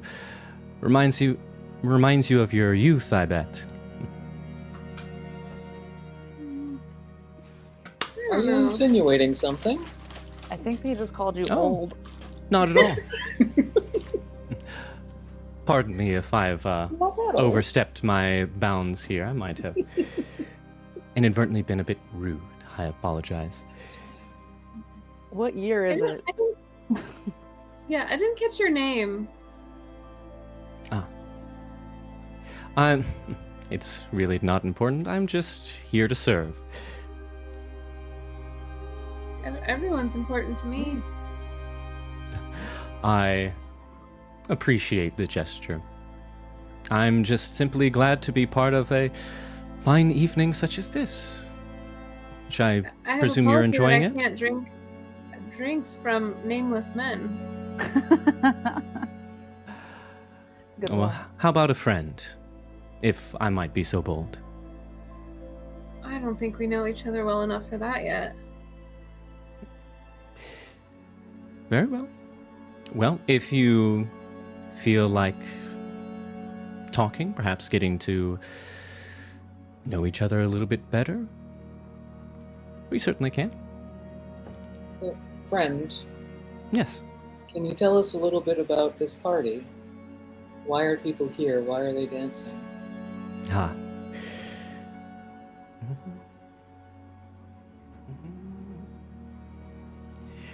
Well, this is a party after all. Having the orchestra here, it's mostly short pieces in their repertoire, so if you don't like this song, I'm sure you can join in on the next if you'd like.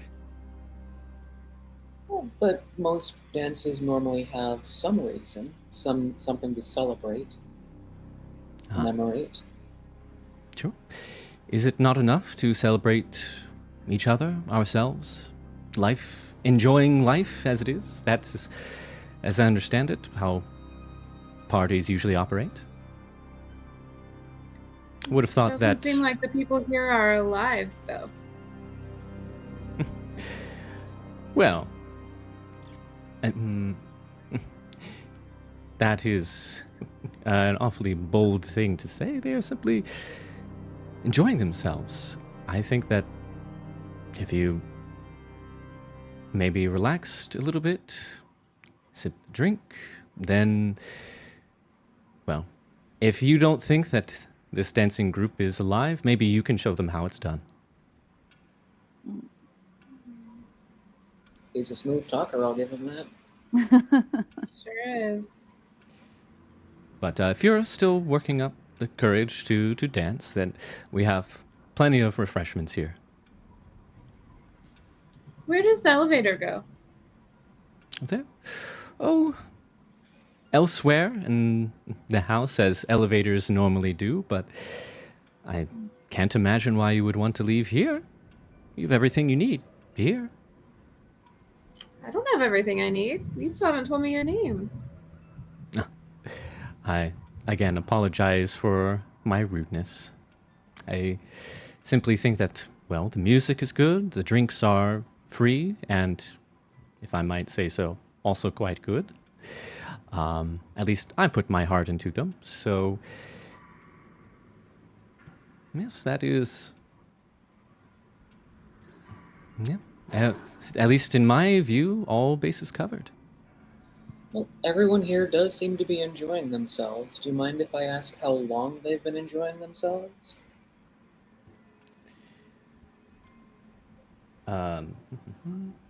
Sorry, making Jonathan look up everything. No, you're fine. Yeah, I'm just like trying my best to keep the through line here. Sorry, will you say your question one more time? I said, the people seem to be enjoying themselves here. How long have they been enjoying themselves? Oh, well, it is difficult to say. As I said, the repertoire is usually short pieces, so I would say take advantage of things while you're able, but, well, a good party, well, it passes by in a blink of an eye when everybody's enjoying themselves, so not too long. Patch, in her mind, is now rethinking his previous line about reliving your youth. And kind of sidelong glances the others and looks towards the elevator. Yeah. When you do look out at the crowd here, the crowd of dancers, there doesn't seem to be any notable pattern of age amongst the dancers, like, all old or all young. There's a mixture. It just looks like kind of like an old ballroom party. Are the dancers is the bartender guy, is he like corporeal? Like, is he like a person, or is he like a ghost? And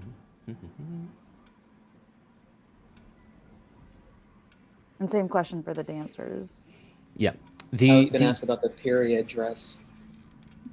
The dancers and the orchestra are notably ghostly.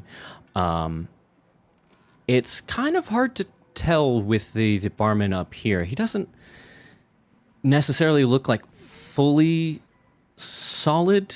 He looks more solid than the folks downstairs, but you also note that these windows that are like pouring light onto all of these apparitions seem to be enhancing the ghostly visuals. That light doesn't really hit up here.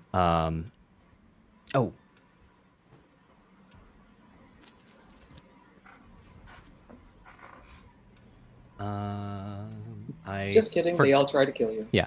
I did forget to mention, as like the music started up and everything, the chandeliers lit up. But the dancers themselves, do they seem to have different periods of dress, or are they all the same? All the same. Or like, in the same genre. It sounds like, again, I think it's one of the situations where they want us to dance and to keep dancing forever. So my thought is, let's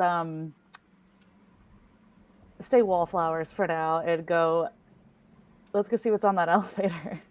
Yeah. We can always come back to dance later. It's true.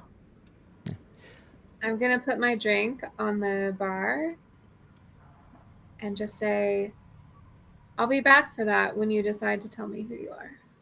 Nice. I hardly think that will affect the taste of the drink, but as you like set down the drinks and go towards the elevator, as mentioned, there is plenty of time and space here. There are a couple of like kind of lounge couches up here on the balcony. There's plenty of space here to relax until the music takes a turn that you would prefer. That's gonna take a while unless you got a subwoofer and a whole lot of pyrotechnics. So sorry, friend. Well, if you're looking for what you said, pyrotechnics, something to amp this, or to increase the frivolity here, I mean, you can always ask him. As Okay. he nods at Scratch, Marcus, who I knew it. God, this hood makes it a little bit harder to make changes. Just like, I'm trying not to stab myself in the eye. Just with that, he's like, what? I don't have a woofer in my pocket, nor am I happy to see you. Like, none of the above. He wears a human face.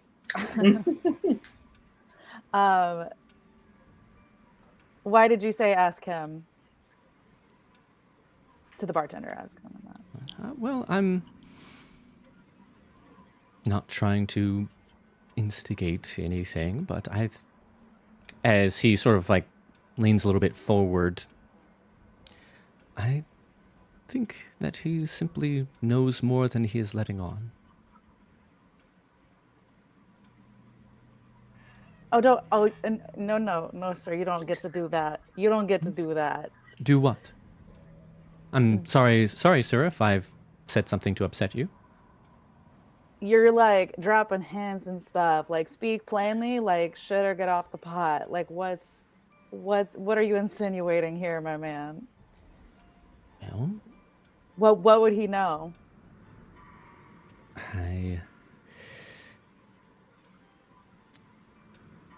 I simply get the feeling that they are not being entirely honest with you, and I want us all to be. Tell us his name.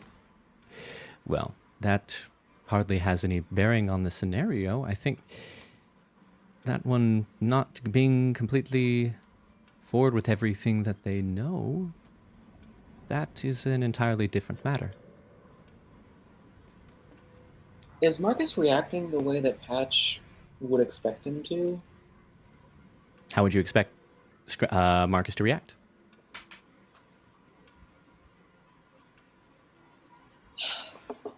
Probably suddenly very suspicious of the bartender. And almost a little defensive just because he's been in so many situations where people just assume he's going to do something bad when he's not. Does that make sense? Yes. Oh, what? Do I just look like a criminal to you? Do you know how offensive that is, man? Look, and he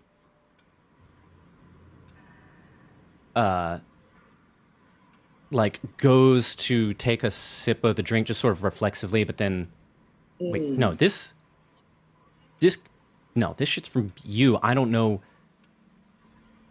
I don't know what this guy thinks he knows or that I know, but he's full of shit. All right. You know what? I don't think that I'm thirsty anymore. And he puts the glass back down on the counter. which, yeah, Patch, that's... based on his past, So that's a little unusual, Doesn't set but off any alarm bells. Marcus historically has not been one to turn down drinks, but this is also a odd scenario.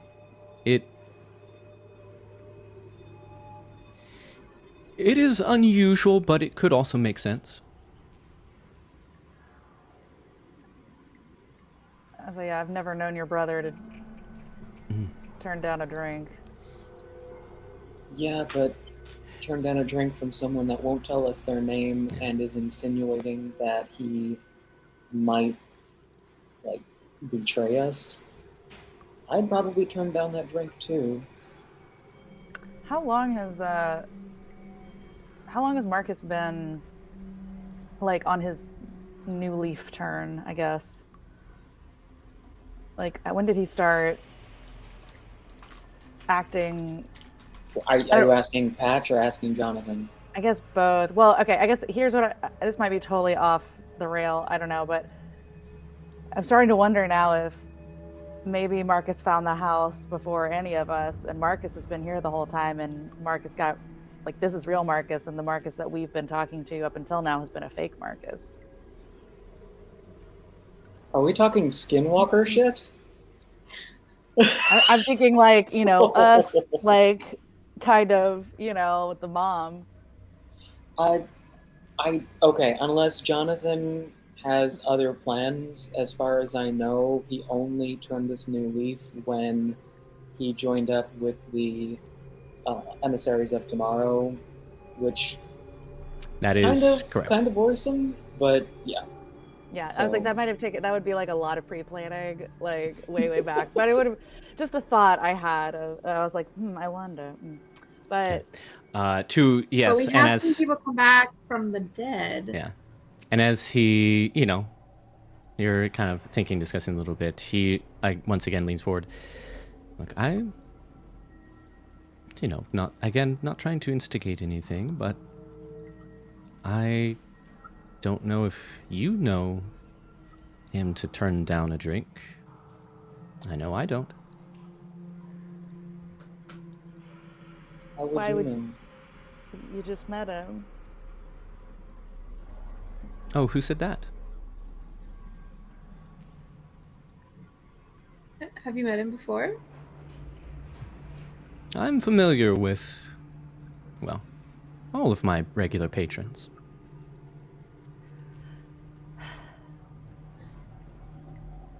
Have you met us before? Well, I hope that's not... I apologize if I'm being overly familiar. I'm just simply trying to attend to my guests. But if, well, you have some doubts about veracity, well, there is one way to take care of that before they strike first, I suppose. But that is, of course, none of my business. Sorry, you were out of character. You're saying he's suggesting that we do what? Oh, he said, I'm trying to remember exactly what he said. So, basically, like, do something about it before he does. Like, you all should do something before Marcus does something. I pick up a glass and I throw it at the bartender. I was about to suggest you touch his shoulder like you did with Marcus, but sure, we can do that too. I mean, he said do something about it. Actually, just to make it more, spicy, I'll be like, okay. I say, okay. I look at Marcus like I might punch him, and instead I pick up the glass and chuck it without looking at the bartender just to see what he does. If he catches it, or if it just goes through him, or if it smacks him right in the face. Go ahead and roll an attack. Okay. That's still 2d6 Yep. plus 5? Mm-hmm. I don't know, where did that screen go? Oh, there it is. Okay. Double 4, so for 13. And then the house die. Okay. A 1.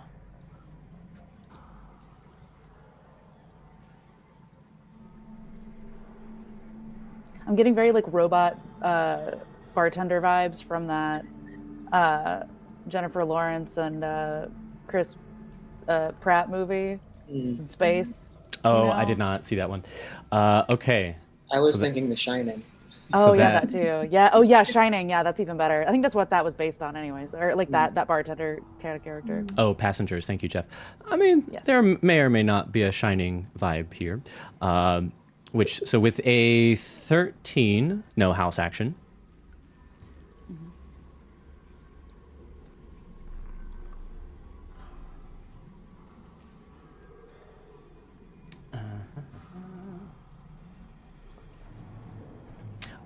With a 13, you turn and throw this glass at the barman, who it's hurtling right toward his face, and then he just like dodges just enough to the side, like a head juke. And then you see as like he was again continuing to shake, just stops. Well, a shame. And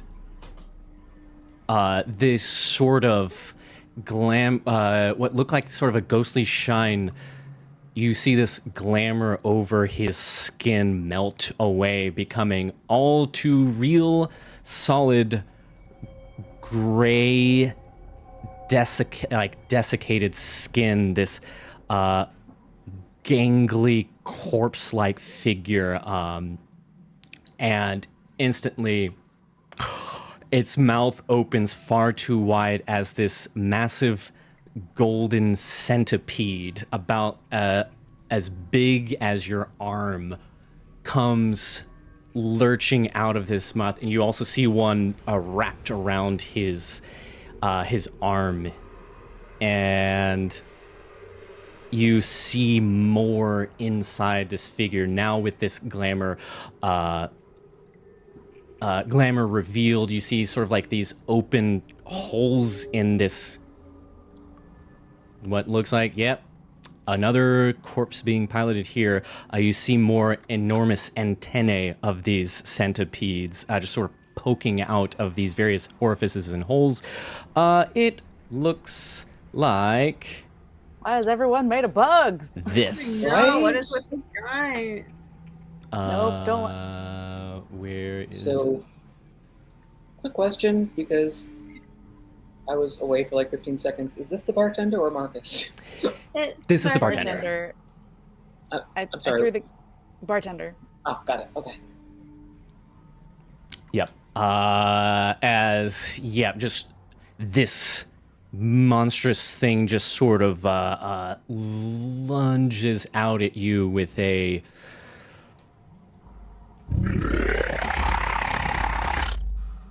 Cool. So as the attacker here, Bo, and I would say, one at Bo, this thing lurches out of his mouth at you, and also the one around his arm swings around to try and catch Marcus. So I would like for you, Bo, to please roll a defense against this attack, and Patch, I'm going to have you roll for Marcus. Just roll... Can I do something to pull him away? Am I close enough to him? I will offer you this. If you want to do that, I will allow you to shove Marcus out of the way. That will mean it automatically hits you instead.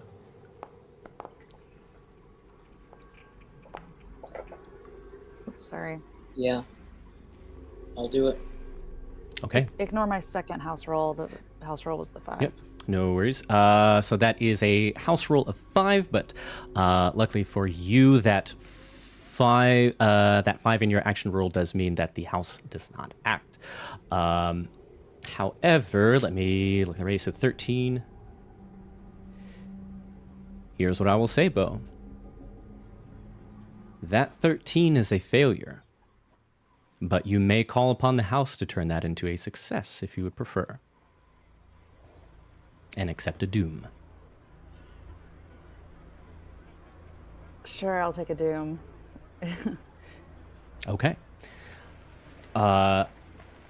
You basically it zooms by your face. Oh, I forgot to loop. That was weird. It changed tracks even though I did have the loop on. All right. You see like the fangs of this centipede creature just pass right by your eyes. You feel the wind of that. It does not, but it does not make the connection. Patch, you shove Marcus out of the way, and unfortunately this one wrapped around his arm lashes out and does sink into you here. I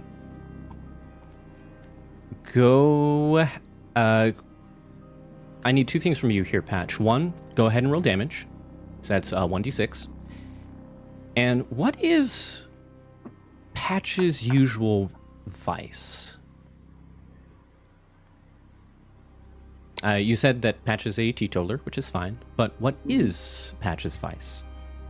What gives you the most comfort or joy while definitely still under the heading of vice? An activity, a substance.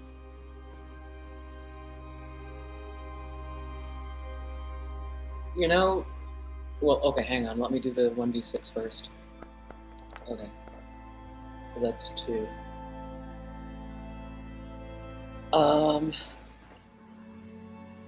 Given everything that's happened since like the very first episode and how she's kind of discovered a penchant for shotguns and grenades, I'm going to say she is a little more on the violent side. So whatever vice comes with something like that. Okay. Yeah, that... I don't know if that's more dangerous sports or whatever, but sort of embracing the harm assist that you mentioned. Absolutely.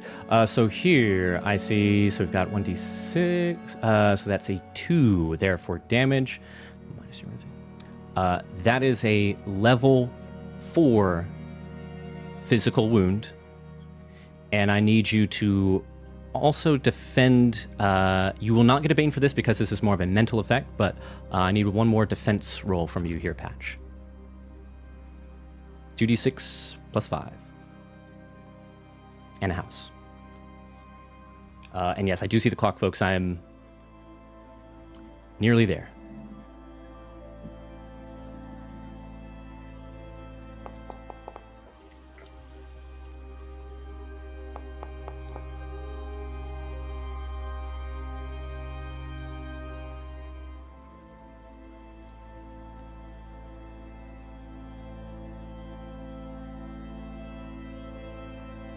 Okay, so that is a 12 with house time. Patch, that 12 is a failure, but if you call on the house, that will turn it to a success if you accept a doom.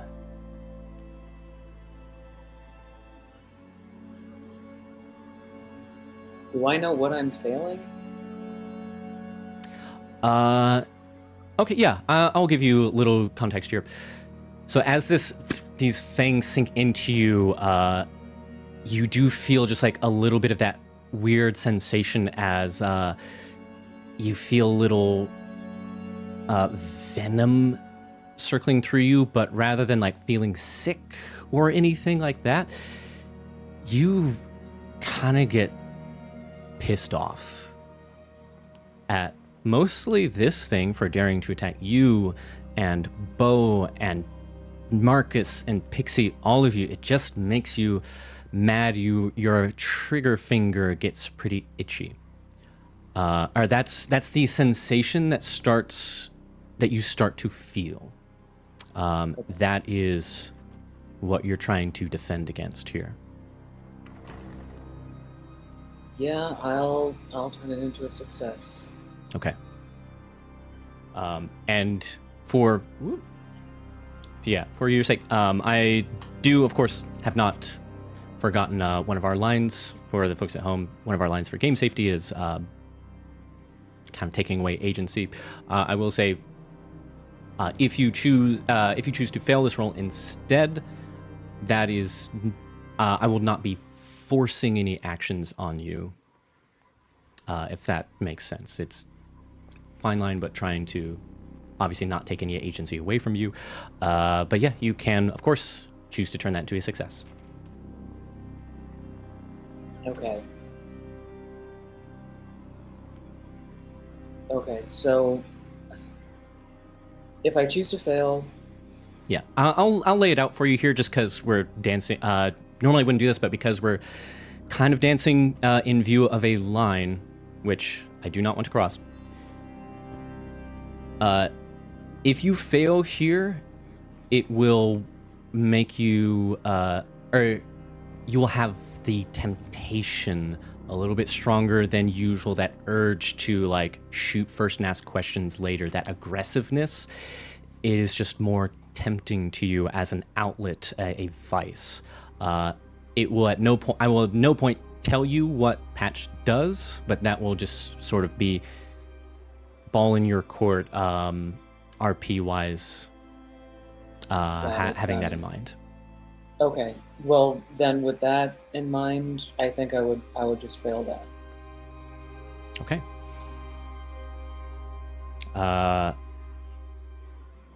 Okie dokie. Sorry, didn't mean to... No. Like, this is an important one to parse out because, again, well, yeah, line and also addiction can be ugly. So that's kind of the balance we've got here. So, yep, bite sinks into you. You've got that level 4 rating wound. It was... Yes, Bo, you chose to accept the doom and just dodge that bite, but House is going to act. And...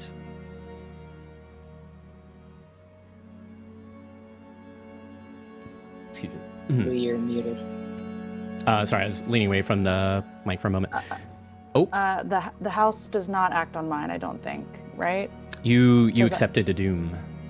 Oh, the that's house, why it's acting. Yes, I see. The house automatically acts if you accept the doom. I see. Right. Okay. Mm-hmm. So, this is what you. This is what happens. You dodge these attacks. The barman here starts walking like around the counter, around the bar to continue to pursue you, but as you look for exits. There is the door that you originally came through and the elevator behind you. When you look down at the ballroom floor, kind of towards the exits, you notice something new.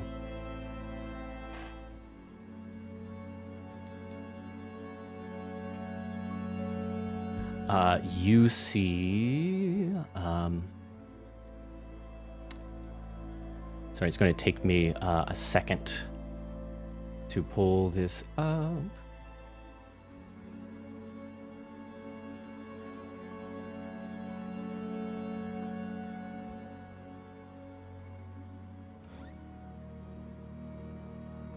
Yeah. You see a figure out here on the dance floor that is not one of the ghostly figures, and it is definitely solid and looking right up at you all. You see this sort of lanky male humanoid, hands balled into fists, and you just see this one eye bulging out unnervingly, like a little bit more than eyeballs should, but just like right here. And they're sort of assuming this stance kind of side body to you. You see that they are not running up the stairs towards you. They are standing just very still in the middle of this dance floor with a sneer that you see. And what you notice is the light coming in from the windows casts a shadow on this figure. And that shadow, he has nothing in these balled up fists, but this shadow is holding an axe, like a fire axe. And you see that the shadow starts walking towards the stairs and picks up speed very quickly. This is what you all see here. I'm gonna have to crop this. While like ever since I threw the glass, my brain has been get to the elevator. Even while trying to get away from Centipede Guy, like everything I've been doing in between all this narration is to move me and Pixie and Patch, and I guess Marcus as well, towards the elevator. And I will just keep saying that, get to the elevator, and then we can close it and get out of here, hopefully. Okay. I was gonna throw a smoke grenade to kind of cover our escape, and maybe placate. Well, it could be hard for us to find the elevator. True. Not if she throws the elevator is close enough that I'm gonna say like this smoke is, you can find the elevator just fine. I have a flash grenade too. If we all. I have one of those too. Up to you. Close your eyes and then throw it. So, yeah. 3 flashbangs all at once. So pull the picture up here on the panic throw grenades. Yeah, pull the picture up here on the stream as well as I sent it to the group chat. That is what is eyeing you from the dance floor, but that shadow is, he's not moving. The shadow is. Yeah, you can make a break for the elevator here. Can throw down some obscuring grenades that might help. Tell me who's throwing what. I'll throw a smoke grenade since that was my original plan. Okay. I have that flash grenade that Patch gave me, and she said use it with style. So as I'm running for the elevator, I'm gonna like do sort of like I don't know how to describe it. Just some sort of cool dance moves as I'm doing it. And I'm going to do like a quick death drop to like pop the grenade. Love it. And then I'll do a little like parkour out of the death drop. I will like, instead of springing back up forward, I'm going to like spring up and go into a little backflip into the elevator. Okay. For flavor. Sure. Yeah, you do so. You pull this off. You each of you make a break / flip towards the elevator. It takes you, unfortunately, it does take you a second to like pull the grating aside, get inside, close it, and just hit that handle. The handle is not labeled, but you can just go ahead and pull it. So, Bo, you're throwing grenade. Pixie, are you also throwing grenade, or are we sticking with one? Yep, okay. The smoke grenade. Okay, so you got smoke, you got flash. Perfect. I'm going to say that...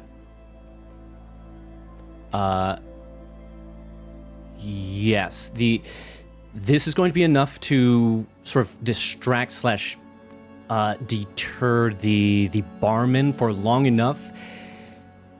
But there is just enough time for the shadow to make a swing on you all before you escape. I want one last defense roll from the lot of you. I'm going to say with the grenades that you have used, since you used 2, I'm going to say everybody has a boon on this defense roll. So you can roll 3d6, take the higher.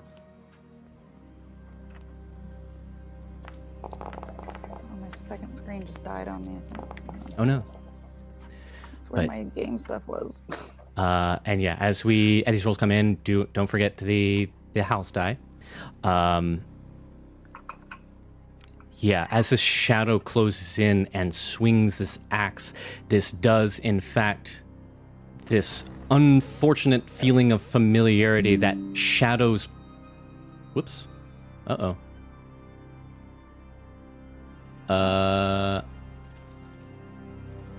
We're really at the very end. It's going to disconnect from Twitch. Oh no! Oh no!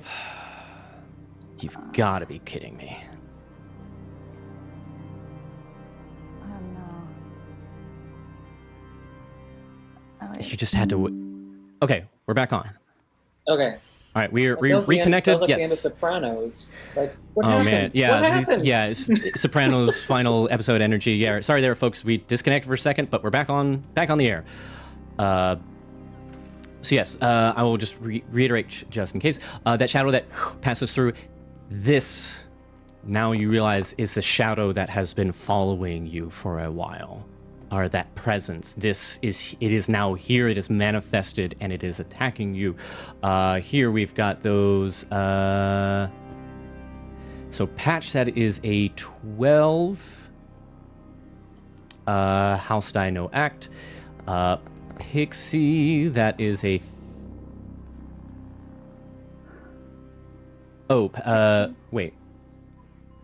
Wait, what's this other... Hold on. I think there's one too many. Oh, you're rolling for Marcus as well. That's right. Wait, who rolled for Marcus? I just rolled Did you not? for myself. Oh, am I...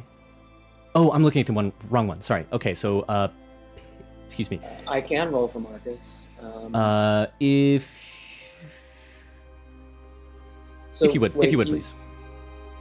Sorry. Sorry, Pixie, I don't see... So Pixie, like I said, all this defense right as a boon, so if you did not roll set as 3d6, take the 2 higher. If you did not already roll the house die, please do so now. If I'm interpreting this correctly, so Pixie, I see a 16 from you. Yeah. Yep. Okay. That is going to succeed, and one of those is a 6, so no house die for you. Patch, that is a 6 and a 4, a 10, so 15, also with a 6, so no house die there. That is a success. Bow, that is a 14. Yes. With also a 6. Okay. So that is, you are all in the clear, no house actions, all successes. You still want me to roll for Marcus? Yes, please. I was holding off I'll until give read you the everything. same. Yeah, I'll give you the same decision of, you can either have Marcus roll defense or throw yourself in front.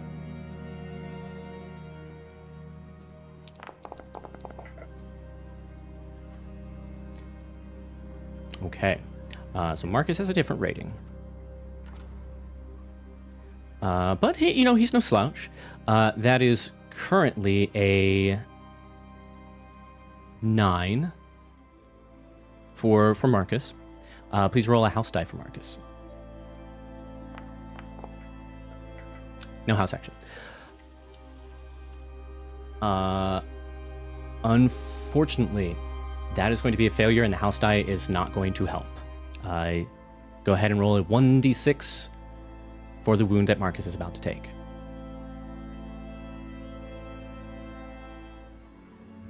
Given what I have, would I know if another hit would drop me?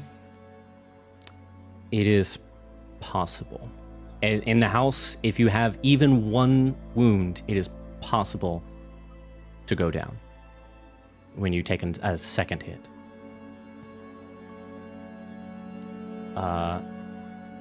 Here's a little Calvin ball.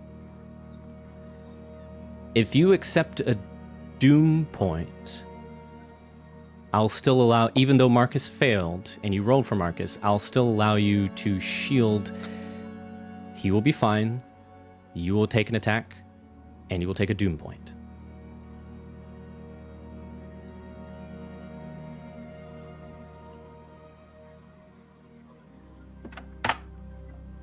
But going back to the original question, Sorry, would yes. that second attack possibly drop me? It could. You would need to roll, because you have a rating 4 wound, I believe, right now. if you took a wound, either 4 or this new one, if it's higher, depending, we don't know what the rating of the new wound will be, new attack will be. You will just roll your standard roll with a Bane, trying to beat that rating of the wound plus 7. And if you do, you stay on your feet. If you fail, you'll go unconscious. There will still be time for the rest of the party to try and help you before you make any death saves. So basically about roughly a minute or so, enough time for people to address it, about a minute or so after you drop. If nobody helps you, then you'll need to make that death roll. But you've got 3 people around to help. You're currently wounded right now? Yes. With 4, yeah. I have, if Jonathan, if you'll allow this, I totally understand if you won't, but I have something in my bag called, I have 2 of these. It's a stem. It's injecting a target with a stem causes them to ignore all penalties from being seriously wounded for 1 hour. It can only be used on a target once per day. I bought those when we were purchasing items, but I don't know if that could be used to mitigate some of this. If not, totally understand. What you can do is, if Patch drops, then you can do the injection and Patch, you'll come back up. Okay, that works. It won't. Based on the reading of that stem there, it won't heal the wound, but I also have, you'll be awake. another speed heal because Sure. I have 1 speed heal and 2 stem packs. Sure. But the stem is harder to use given that it's a very cyberpunk thing. Yeah. But the speed heal I have. Yeah.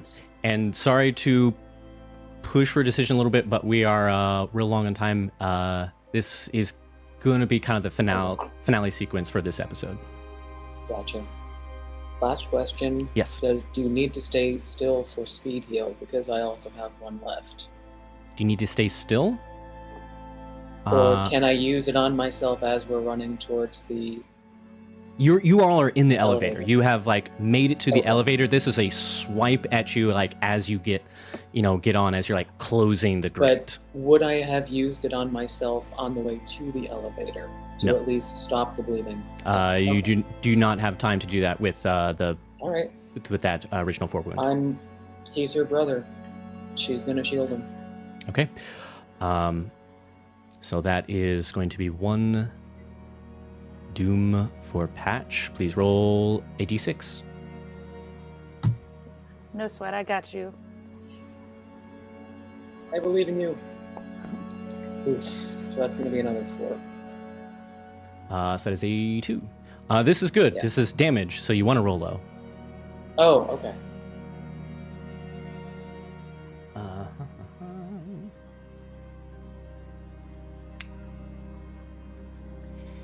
Okay, you are going to take a rating 3 physical wound. Please roll. Excuse me. Roll 3d6, take to the 2 lower, add your rating. You're trying to beat an 11.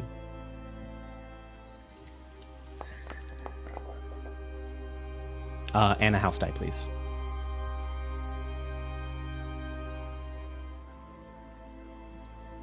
Okay, so that is a 12, which beats that 11. And that is a house size only a 2. House does not act. You waver for a moment there as your vision blurs. This shadowy axe rips open another just gash here as it sort of chunks into you, pushing Marcus out of the way, shove him back into the elevator. But thankfully you're able to shut the door and plunge lever, make it go anywhere else other than here. And with a shudder, the elevator does start to move. You see the shadow trying to reach in through the gap. It almost looks like it's able to slip through. It seems to be somewhat deterred by this elevator grate. It's not able to get through in time, and you also see the centipede trying to snake through and snap at you all, but you stand. It's not a huge elevator, but you stand back as far as you can to avoid these bites as it continues to rise and rattle. You will have a moment to like do some speed heal and healing, but we are going to, I think, handle it between sessions because the last thing that happens here. Marcus kills us all. Yes, correct.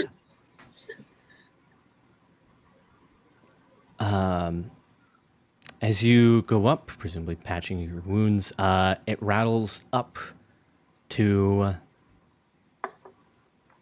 whereabout to a destination unknown, but it feels like you're traveling upward for a while, whirring here until eventually you get to the top, and there is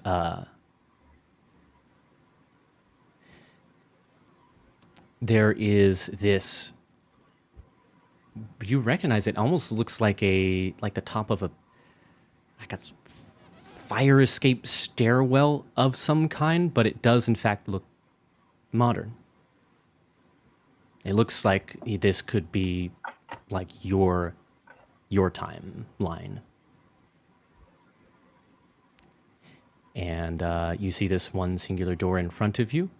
It is it does look to be a metal door, which is honestly kind of a welcome sight here. And as you open it up, open the door, and you are hit with what seems like fresh air. As you step out, door closes, you look behind. It is made of wood on this side, but in front of you is the far more interesting sight because you are standing on what looks like the rooftop of a tall building, and you recognize Echo Center. This is on the roof of a building. You see the hole in the dome, the sky beyond. If this is in the house, this is leagues, miles bigger than anything you've come across before. You feel like maybe you have left the house if you had to guess. But as in this place above the city, you see something even whether or not you're in the house, something very strange. It looks like someone has set up a lab, like a laboratory of some kind on this rooftop. You see wires and cables, and you see many cloning tubes that all seem to be humming and active. You see lights blinking, noises going off here, and yeah, some of these kind of beeping around you. And you hear from your agents. Whew. Glad we made it out of there. Whew. Well, I'm glad that I could help. I'll always be here to help. Because that's what I'm here for. And you see the image on your agent sort of statics a little bit. That's what I'm here for. I'll always be there to help. Jacobot. As you see in this static image, for just a second, you swear that you see the image of a paperclip with eyeballs looking directly into you all. Motherfucking Clippy. And as you look ahead, you hear this as a lid opens, and you see Comet step out of one of these tubes, and they seem to have a lot more cybernetic attachments than you remember. And as they look at you with a familiar cadence, I reserve to the right to change. You hear this voice. Where is it? Thank you. Yes, this voice. Comment Right. as in like the emissary guy? Comment as in yes, the technohemian that was trying to Technohemian. recruit Opera, someone who's also heavily cybernetically enhanced, and that seems to have propagated even more as they look at you, and there is this smile, and rather than Comet's voice, you hear in a familiar cadence, "I'll always be here to help. So, how can I help?" And that is where we are going to end this session. We're gonna die. All right. Jacobot's gonna help. Wait, so these are the clone machines that we heard about in like the first episodes that Billy Bass Phone wanted to clone parts of us with? Yes, these do in fact look like the cloning tubes. You did see one active in that very first complex, and you see a whole array of them. So yeah, as a note, there was there we go. Yeah, as a sort of reminder, I'm trying not to spend too much time here because yes, we'll have a whole month to think about it. But thank you, yes, for contributing there. They're getting close. Yep, for what will likely be the final change of setting of Friend Computer, if any.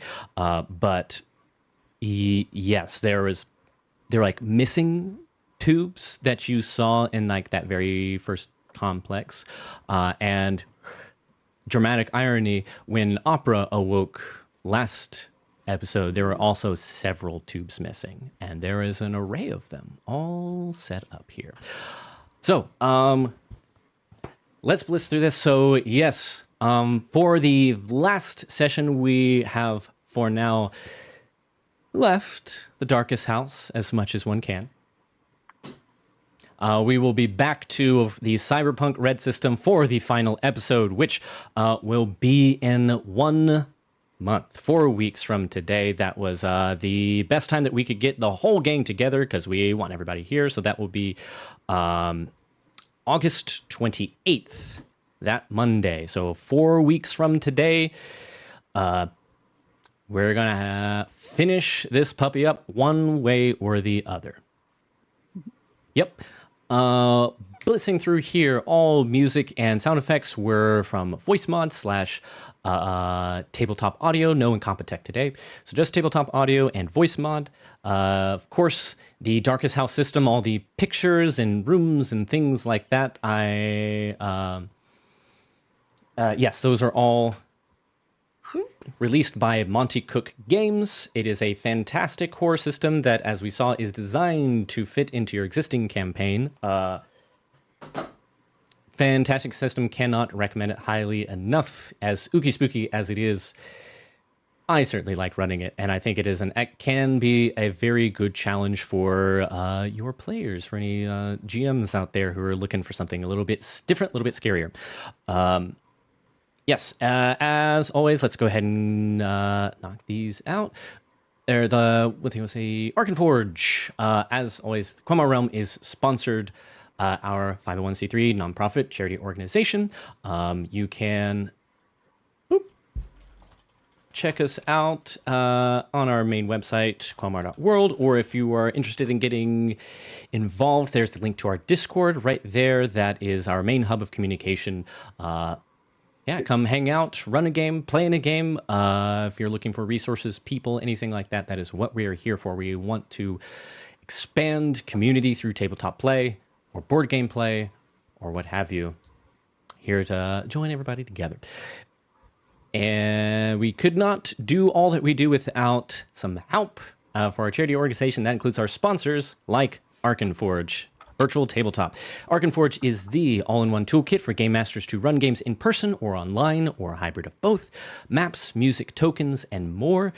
It has native multi-screen support for showing one thing to your players and keeping one screen to yourself, and native mini support, touchscreen support. So if you've got your own minis, you can still place them down on board if you got something with a touchscreen, and it will register natively in the program. Very cool. One-time pay. There are no subscription fees, just the one time. It comes with a 28-day free trial if you are thinking of checking out, and is the engine behind Quelmar campaigns like Beggar's Bodega and the spiritual predecessor to this campaign, Get Submodule, the Paranoia campaign, where we might have met Friend Computer. You can use the code the Quelmar Forge for $5 off your purchase of the Master's Toolkit today. Everything that you need to start running a game. I'm going to pop that into the chat. There you have it. Okay, so lightning round of plugs, if any, roses and thorns. If anybody would like to volunteer first. Pat, I was about to say Patch. Angela, yes. Oh gosh, everybody. Pixie for attending her own funeral. Bo for the flashbang and parkouring into the elevator. And Jonathan for putting up with all of our shenanigans. No plugs. Star, oh boy, a month from now, it all comes to an end. And I'm sure in true cyberpunk style, it's going to be with style. Yeah, it's lovely to see. Yes, and yes, just I didn't say so before, but just quick reminder, yes, roses are shout-outs to fellow players, other folks around the table, and stars are what you are looking forward to or what you'd like to see more of. In this case, there's only one episode left, but so yes, final episode, certainly shining star right there. Go ahead and popcorn it to either Ashley or Lee. I think I did Ashley before, so Lee? Okay. Yeah. Roses, also everybody super awesome. Jonathan, I loved that you brought in like stuff from the story earlier, like, you know, with Bo's like in seeing Iris and the building falling. I thought that was really cool. Also loved the voice mod that you did for I think we literally said it in the moment where you were like, cool voice mod. It was what I don't remember what it was, but it was awesome. Thank you. And and as always, I just have a blast RPing with you all. So I literally the whole everything is a rose. And then Star is obviously looking forward to the story, but I am also setting a personal goal of trying to use everything that I purchased throughout the game in the final game in some way. So hold me to it. Hell yeah. Okay. We should leave so many glow sticks. Yeah, so many glow sticks. My rose, well, I have two. One to Angela. I just really love what you've done with Patch, and I really love the complexity of being a healer, but also having a penchant for violence. Which I just think that's really interesting. And then Lee, your strategy and strategize, whatever that word is, to get us through the house was great. And Jonathan, thanks for terrifying all of us. And I'm probably going to dream about bugs tonight, so thanks for that. Yay. And then my star is just finale, baby. Finale, Here we baby. go. All right, back to me. Rose and stars for me. Real quick, I realized after we ended the stream last time, I was like, I knew I was forgetting something. I forgot to say my roses and stars from last time, so I'll just throw those in real quick. So many bug dreams. Men in Black much? Or Oogie Boogie, you know, take your pick. But from last time, I had a rose for Matthew for, you know, patience of like coming in and out there as this character who did or did not die, who's to say, and also to and I would say to the lot of you as well for handling the curveballs and being game to as things go sideways and ooky spooky scary into Darkest House, and a lot of you have just stayed gaming on board, so good stuff. And ooh, I'll have to remember that. Okay. And then roses and stars for this time. Of course, yeah. This is perhaps the easy way out, but it's also my honest answer of, I mean, the three of y'all really like ran with all of the gross and scary and nasty, creepy, traumatic for your character things that I threw at you. So yeah, thank you for, again, being game and making this one hell of a tee up for the star, aka the final episode. We will, like I said, things will end one way or another next session here. I always knew Jacobot would kill us. Yeah, it'll be fine. I believe. Oh, and one last. Let him smoke. And yes, one last plug. I will throw. I mean, think for a moment as to when and where you acquired the Jacobot program, and that's what I will have to say about that for now. But yes, one last plug. It's on that Quelmar.world, the main website. If you're interested in any of the stories like this one that we have told over this last decade, Curated Chronicles of Quelmar is a source book for all things Quelmar, lore and whatnot that we have as a community have built up over the past decade. Every word and every bit of art in there is sourced from the community. No AI art here, so yeah, go check it out. Yep, that's all I got. We will see everybody back here on August 28th in 4 weeks for the grand finale of Cyberpunk. Right now, I think I have covered all my bases, no forgotten things. So there's just one thing left, and that is, yes, I see these redemptions over here. One last time. You know it. You love it. 1, 2, 3. Keep Keep rolling rolling those dice. the dice. I knew that kid was trouble the day he walked through my door. Bye, everyone. I can't wait.